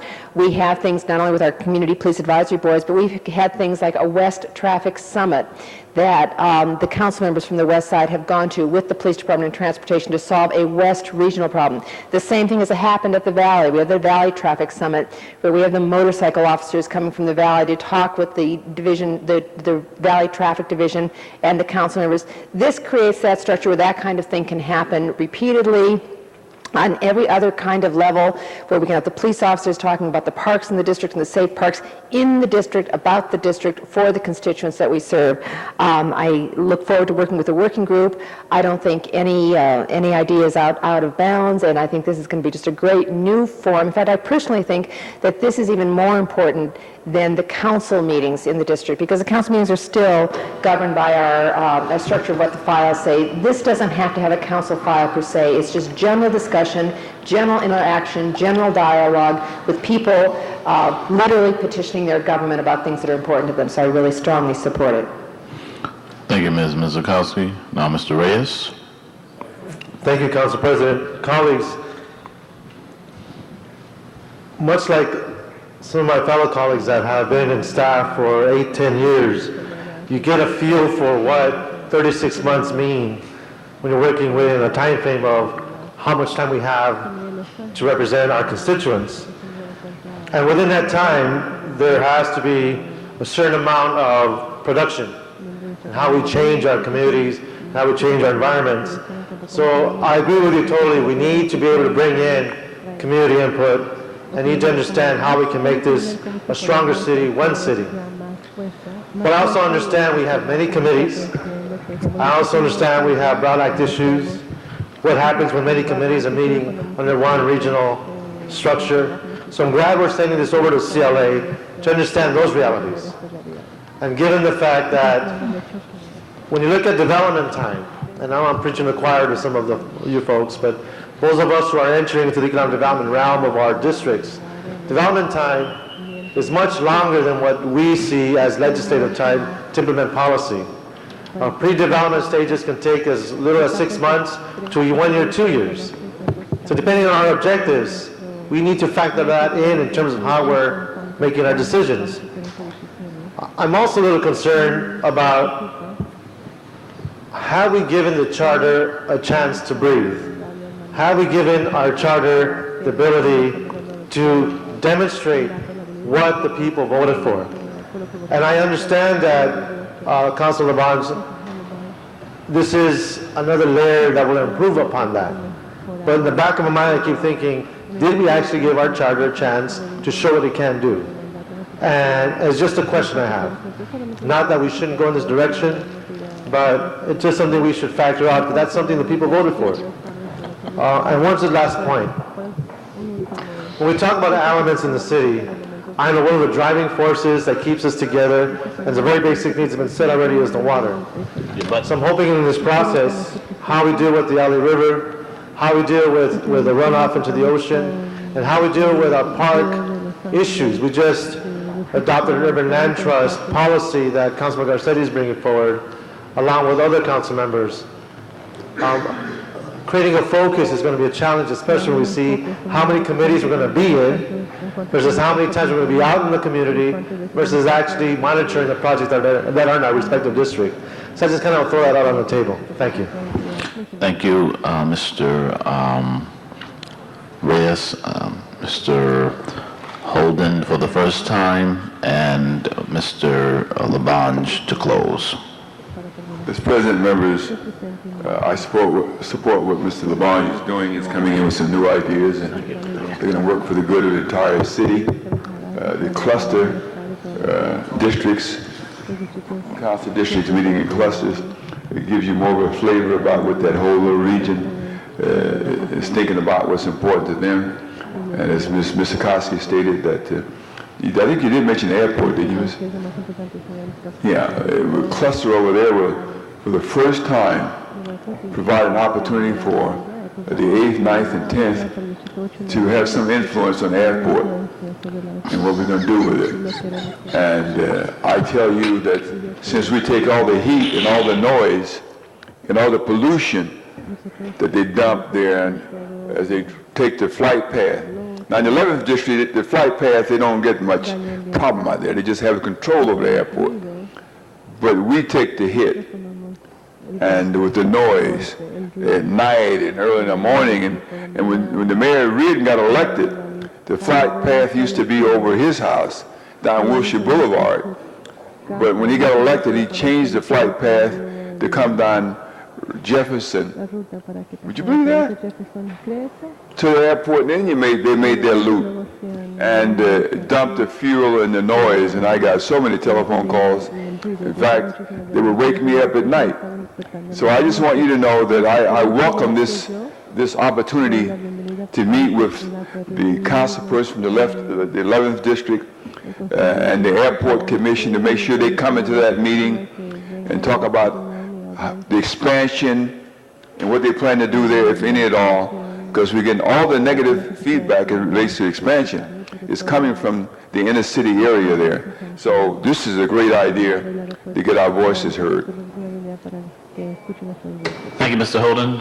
Mr. Labange will close. Mr. President, members, thank you very much. Cindy Misikowski, thank you for all of your very great words because of the history of knowing coming from staff and Ed. It's going to be a compliment to the charter reform. It's going to complement it.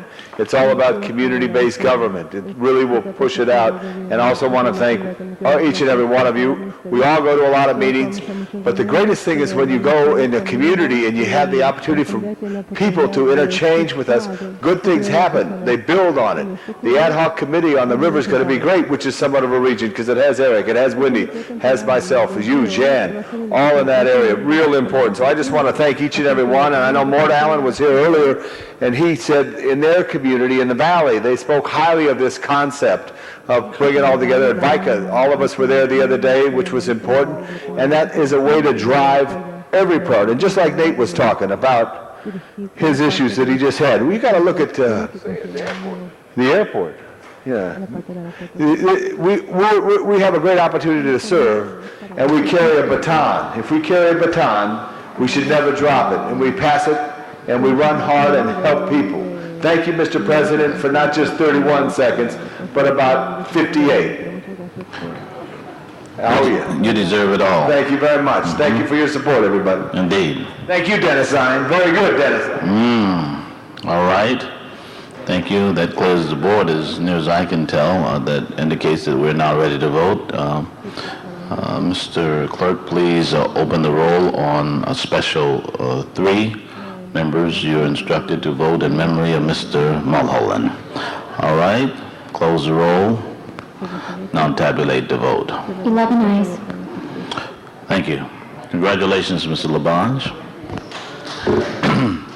And Mr. Holden is still circulating around the airport, so we're glad about it. Next item, please. Item number 4 on the special meeting agenda is called special by Councilmember Hahn. Yeah, Ms. Hahn? Item, special 4. Thank you very much.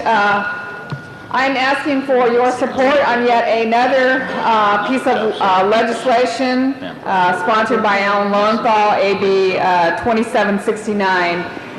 And what this does, colleagues, is allow a changing in the language of our State Tidelands Trust Act to allow for revenue derived at the port to be spent on recreation, education, tourism, and related uses. There's actually, we were exempted, the Port of Los Angeles, many years ago from a Section 3 in the State Tidelands Act that actually allows for port revenue to be spent on these types of related uses.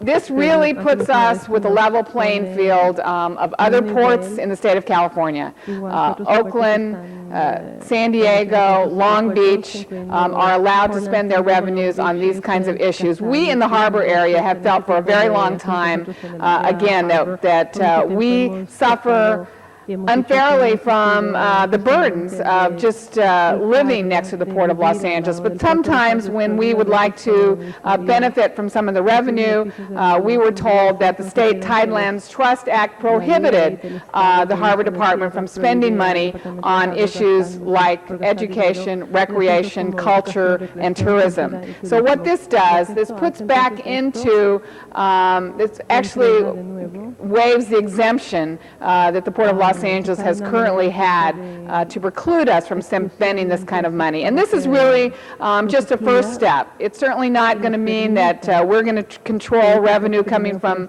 the harbor. Clearly, we know that this port is a commercial, industrial, economic engine of the Southern California region. That commitment has not changed to continue to upgrade, modernize, build new wharfs and terminals, which will help increase the efficiency of our port. But we just believe that there can be some revenue diverted to these kinds of issues, which ultimately will improve the entire harbor area, improve the quality of life for those people who live in and around the Port of Los Angeles. And we think it'll be money that actually ultimately will come back to the Port of Los Angeles and will be beneficial to them as well. As you know, I have big plans to redevelop the waterfront down in that area to really give, you know, the tidelands are actually held in trust for the people of California. And what I want to do is be able to give some of this waterfront property back to the people of Los Angeles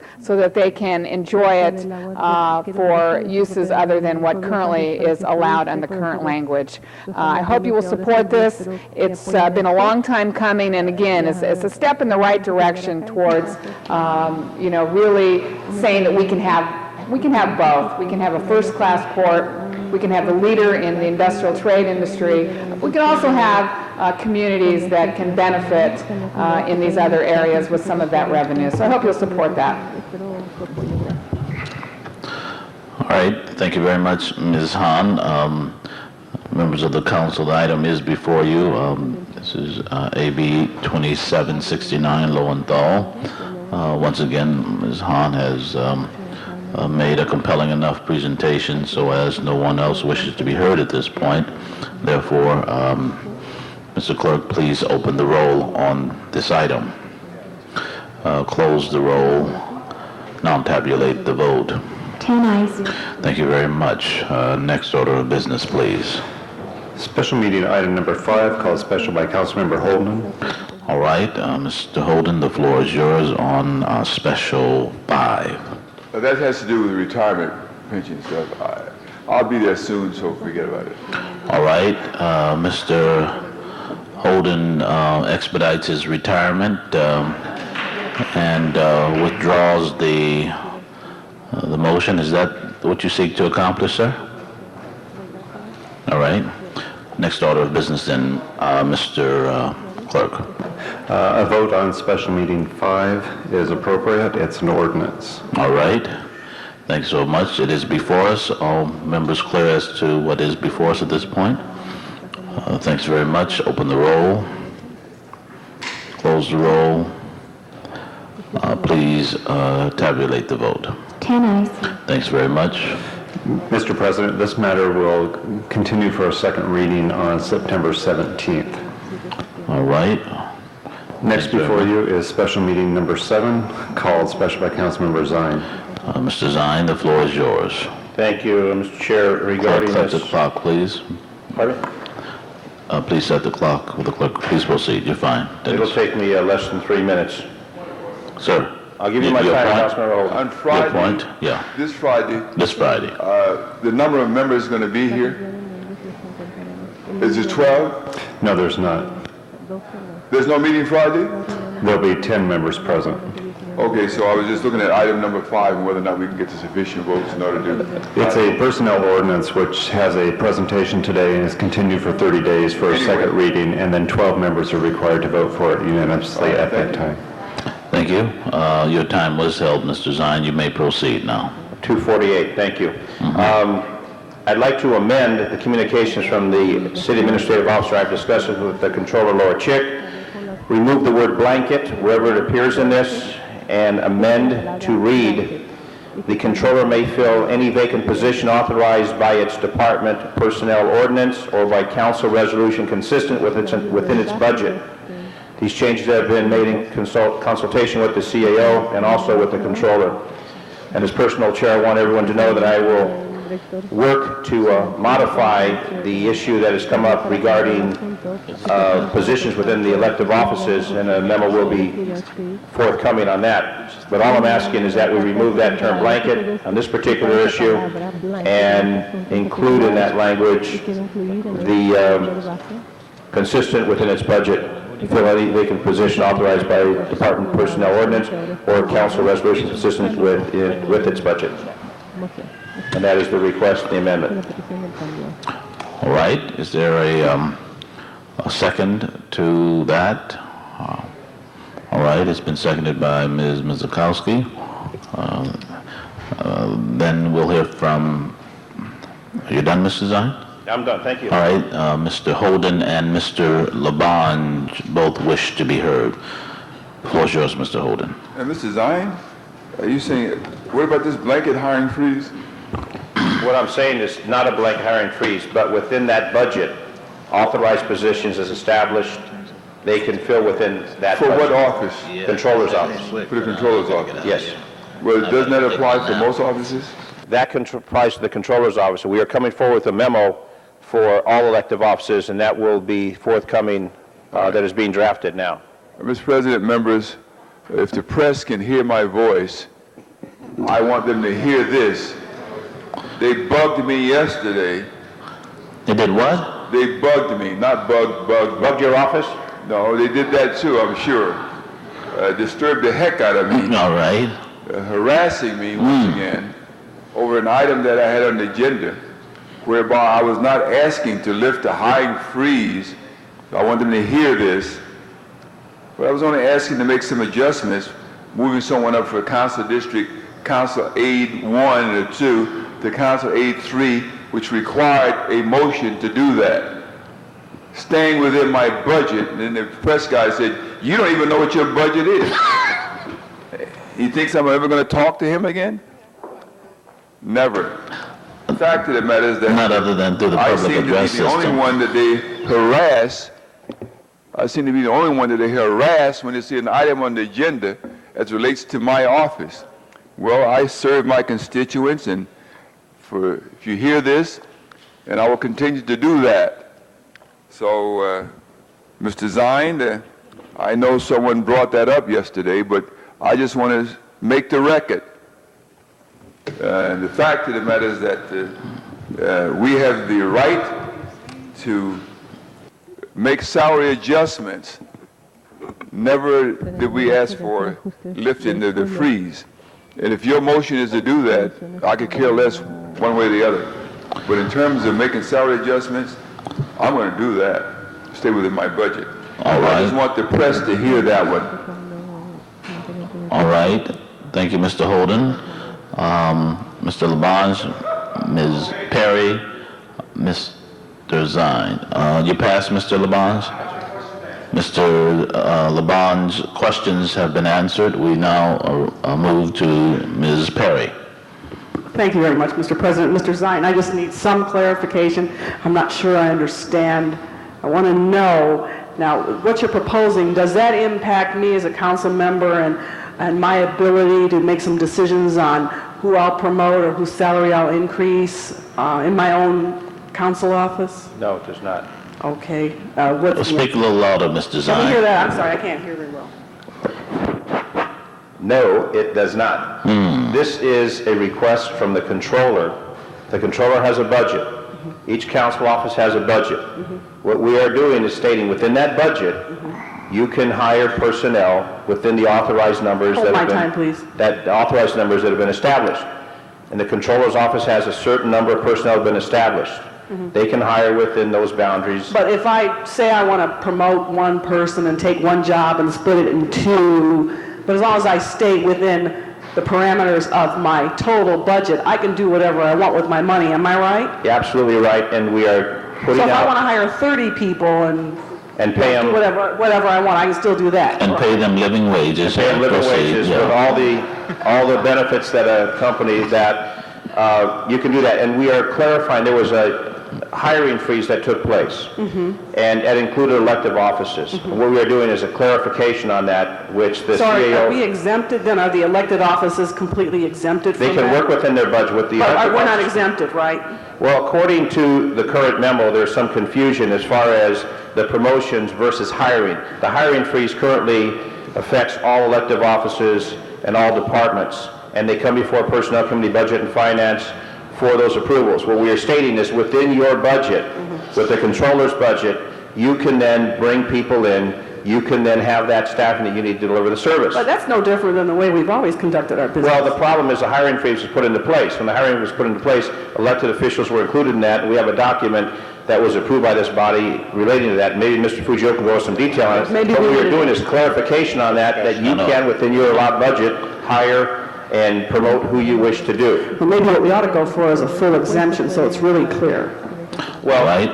the full exemption is in essence what it's about. It's not about blanket, it's about Now, I'm just talking exempting. about semantics, exemption, clarification. If we say it's an exemption, You're still that's on your clear. time, Ms. All right. Perry. Your I'm time, done. Ms. Let's hear Perry. Let's hear Mr. Fujioka. All right, Came Mr. to the table to Fujioka. say, what's before you today affects only the city controller's office, but Ron and myself, your CLA in our office, will be working on a separate memo that would come forward to your council that will address your concerns and the concerns expressed around this chamber. Just a moment, Mr. Fujioka. All members would want to hear this. This matter affects your budget and the personnel matters which significantly drive our budget. So, Mr. Labange, Mr. Garcetti, before Mr. Zine takes your money, you better pay attention to what he's doing. Mr. Fujioka, please I'll proceed. start again, is that today's item only addresses the a hiring process for the city controller's office. However, your CLA, Ron Deaton, and myself and our respective officers,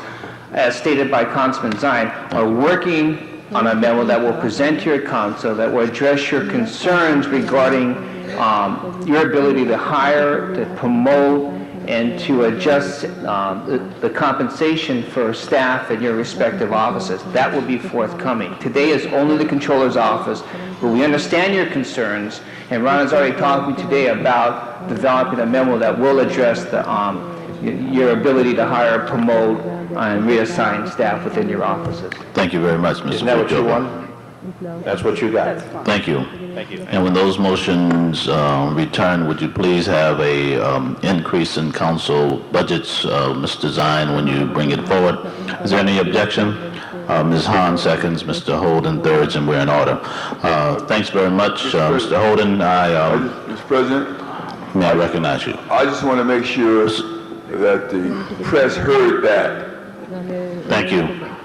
Mr. Holden. Mr. Zine, to close. You're done? I would just like to add that we would request an aye motion on this, and as we stated previously, we will bring the other issue back, another matter, after the break, but this is what we have before us today, and the controllers, I request an aye vote. Thank you. Thank you. Mr. Holden, is there something you wish for the press to hear? This is what I'd inquire.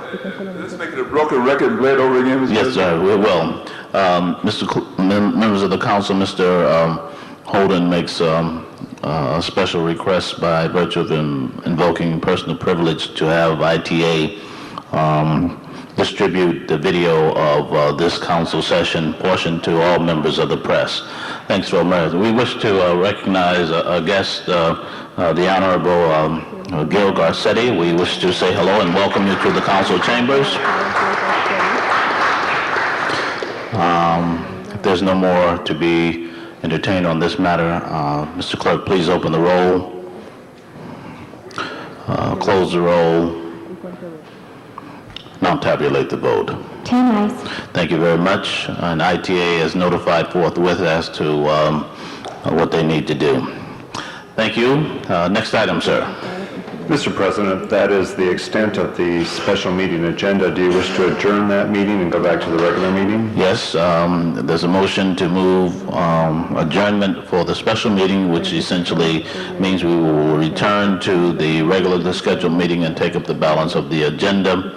I see no objection to that, so that will be the order in which we proceed. Mr. Clerk. Mr. President, not on the agenda is Special 1. It's a motion submitted by Councilmember Perry, seconded by Councilmember Gruhl, and City Attorney will speak to the need to make findings. On the findings on Special 1, Madam City Attorney. Thank you, Mr. President. This is a tenant relocation issue. The Housing Department has inspected the rental unit located at 133 West 81st Street and found it to be subpar, a lot of building code violations, and there is a family... Substandard, thank you, Mr. President. And there is a family that qualifies for the relocation, and you'd need to do this until we get the other motion taken care of at the end of this week, and therefore the council would need to make the findings that the need to act arose after the posting of the agenda, and there's an immediate need to act. This is for $5,000 relocation costs for displaced tenants that the Housing Department would oversee. Thank you very much, Madam City Attorney. On the findings, Mr. Clerk, please open the roll. Close the roll. Now tabulate the vote. 10 ayes. Thank you. Mrs. Perry, you wish to be heard. Very, very quickly, we're talking about 2 adults and 7 children in a building that defies your imagination, so I would hope that I can get your full support to help this family immediately. Thank you, Mrs. Perry. On the substance of the matter, please open the roll. Close the roll. Now tabulate the vote. 10 ayes. Next item, please. Also not on the agenda is Special 2. It's a motion brought forward by Councilmember Weiss and Councilmember Labange, seconded by Councilmember Miskowski, and the City Attorney will speak to the need to make findings. On the findings, Madam City Attorney. Thank you, Mr. Chair. This is a reward motion for the community to come forward. The police department has asked for this. This has to do with the recent assaults on elderly women in the Hollywood and Wilshire areas. On the findings, members of the council, please open the roll. Close the roll. Now tabulate the vote. 10 ayes. Thank you. Members wishing to be heard on the matter? Mr. Labange. Yeah, Mr. President, thank you, members. This is a very terrible situation that is taking place in the Hollywood-Wilshire area. The Los Angeles Police Department has asked for our help in this effort here, and I ask for your vote. And we are continuing our outreach, by the way, to all senior centers, working with our Department of Aging for the Senior Alert and some of the other programs to try to make everyone aware of the vicious person who's preying on seniors, and we're working closely on this. Thank you for your support. Mr. Weiss. Thank you, Mr. Labange. Thank you, Mr. President. I just want to echo what Mr. Labange said. A very dangerous and very sick individual is currently on the loose on the west side of town, in the areas that Mr. Labange and I represent. He preys on, and in Mr. Garcetti's district as well, in Mr. Holden's potentially, he preys on elderly women during the day, and we need to get the word out to people in the community to keep their doors locked and to be cautious and to be on the lookout. We need any lead we can, and I applaud Mr. Labange for bringing this in today. Thank you, Mr. President. Thank you, Mr. Weiss. Members of the council, the matter is before you. I take the opportunity to remind you of the extremes that seem to be manifesting themselves day after day. In one instance, it's children. The next instance, we note that it's seniors. It just seemingly suggests to us that we have a lot of work to do to keep our communities safe, and I think this is an effort that will aid in that effort to notify people and do what we need to shore up public safety. Open the roll on the matter, Mr. Clerk. Close the roll. Now tabulate the vote. 10 ayes. Thank you. Next item, please. Item number 60 is a closed session item. Do you wish that to remain on the desk momentarily? As you wish, sir. Now it's time for public comment on non-agenda items. Ms. Miskowski, the chair recognizes you. Yeah, I'd just like to remind council, we have 7 items in closed session, so there's only 10 of us here. We're getting to the end of our meetings between today and Friday before we go on break, and a lot of these are important settlement cases to handle, so we can be as efficient and succinct when we have the city attorney present these as possible. Just like to remind us all to stay here for 7 different items. Now, I appreciate that intervention, Ms. Miskowski. It is in some way different from what I have been apprised of by the city attorney. Madam City Attorney, we have how many items? They just seem to have grown rather exponentially. We have 7 closed session items, but they should be rather quick. Now, there's a slight inconsistency in 7 and quick. I will have my attorneys from the office be very brief in their presentations to the council if that's your request. It is my request. Several members have indicated they must leave by 2. Can we do justice in that period of time? We will do our best. All right, thank you very much. Mr. Clerk, I think we should briskly then move toward the closed session. And in light of that, Mr. Holden rises to be recognized. We've been waiting here to make their public comments since 10 o'clock this morning, and I don't want to give the impression that we're not going to hear them. We will hear them, but I think we will have a problem with the quorum very shortly, Mr. Holden. We are at 1:45, and we're going to move quickly through the closed session. We will reconvene, have the public comment, and proceed accordingly.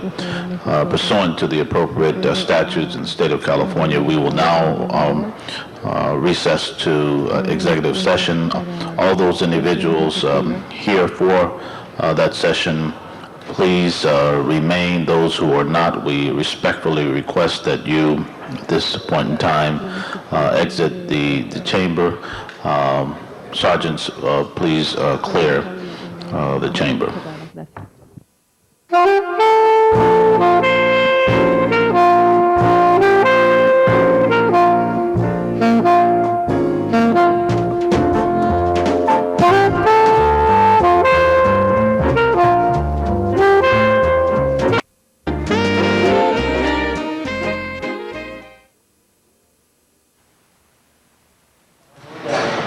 Okay, we are back in public session.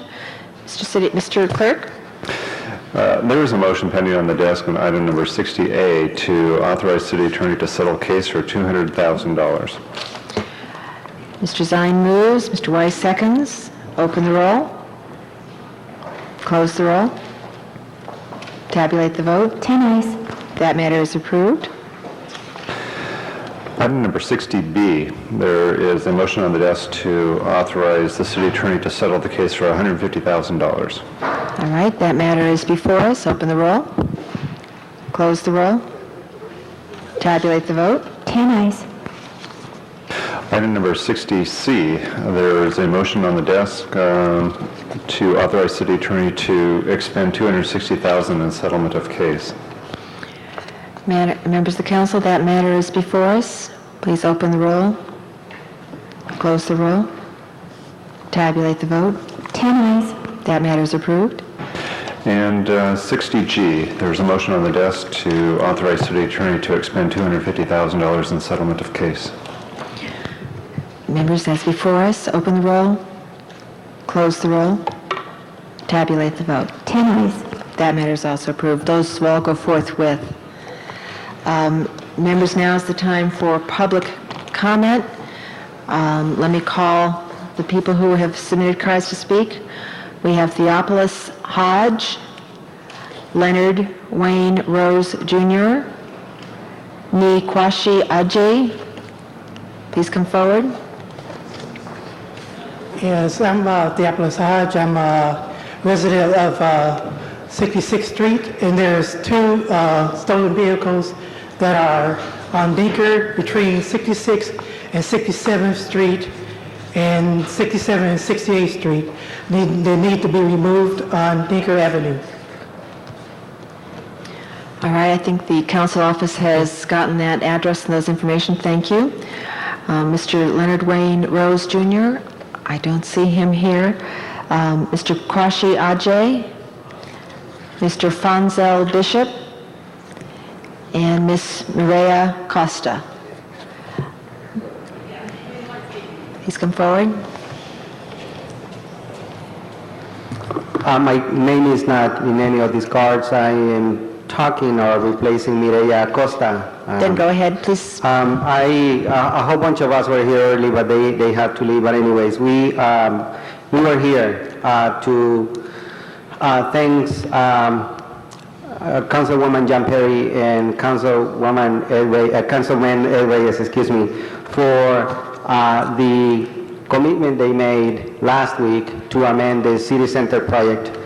They both came to a people's hearing meeting we had with them 2 weeks ago, and we are very happy and excited for the commitment they did in amending this project that includes to increment to 50% the number of affordable units to be built out of this project. Also, the commitment they made to make sure that 50% of the jobs created under this project will be for local residents, as well, as well as to create two land trusts for community residents in the area, and also to work on the replacement housing issue. And we are very eager to start working with Councilwoman John Perry in the details of this plan. So thank you so much, and thank you for that opportunity, and start working with you on these issues. Thanks. Thank you very much for your public comment.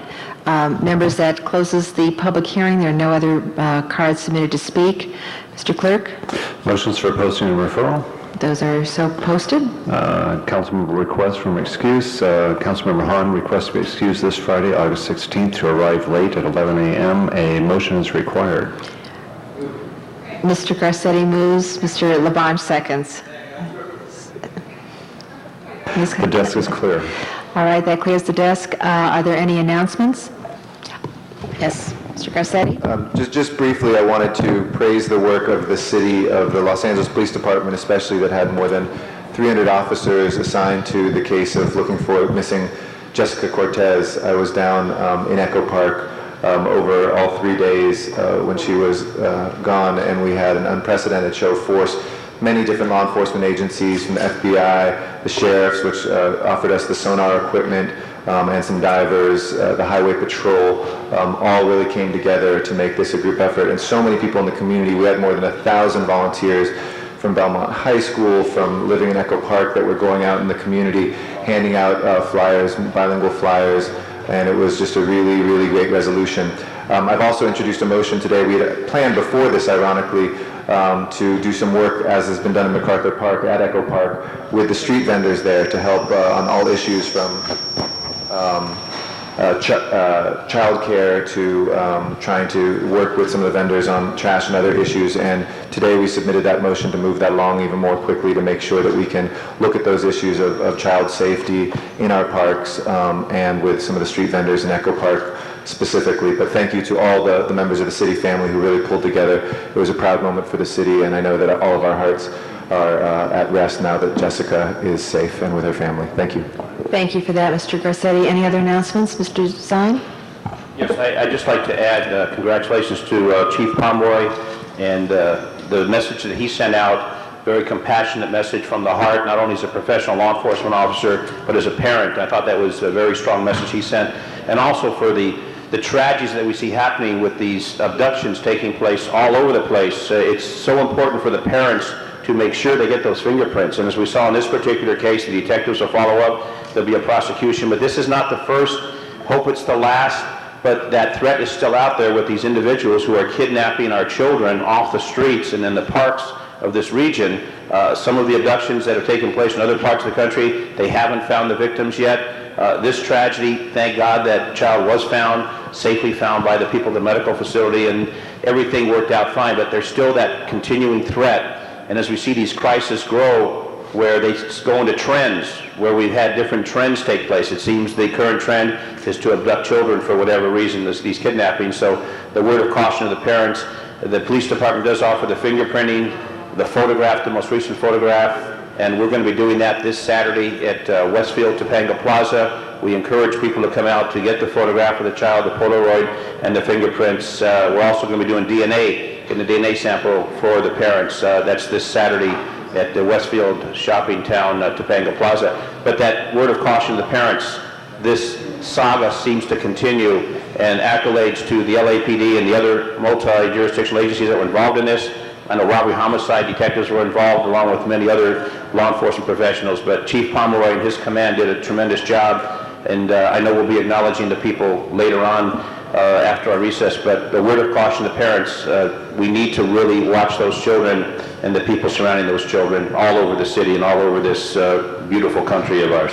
Thank you. And one last sentence also, Councilmember LeBon, we should also thank the clinic staff at St. John's Clinic who helped bring this about, and this council I'd like to thank for moving so swiftly on the reward motion yesterday. I know that made a big difference to the police and to the community to know that was there, so thank you. Thank you. Any other announcements? Members, I would just like to alert everyone that we have an over 60-item agenda for Friday in addition to the Friday presentations, so please plan schedules accordingly. Are there any adjourning motions? Any adjourning motions? Seeing none, Mr. Clerk, call the roll.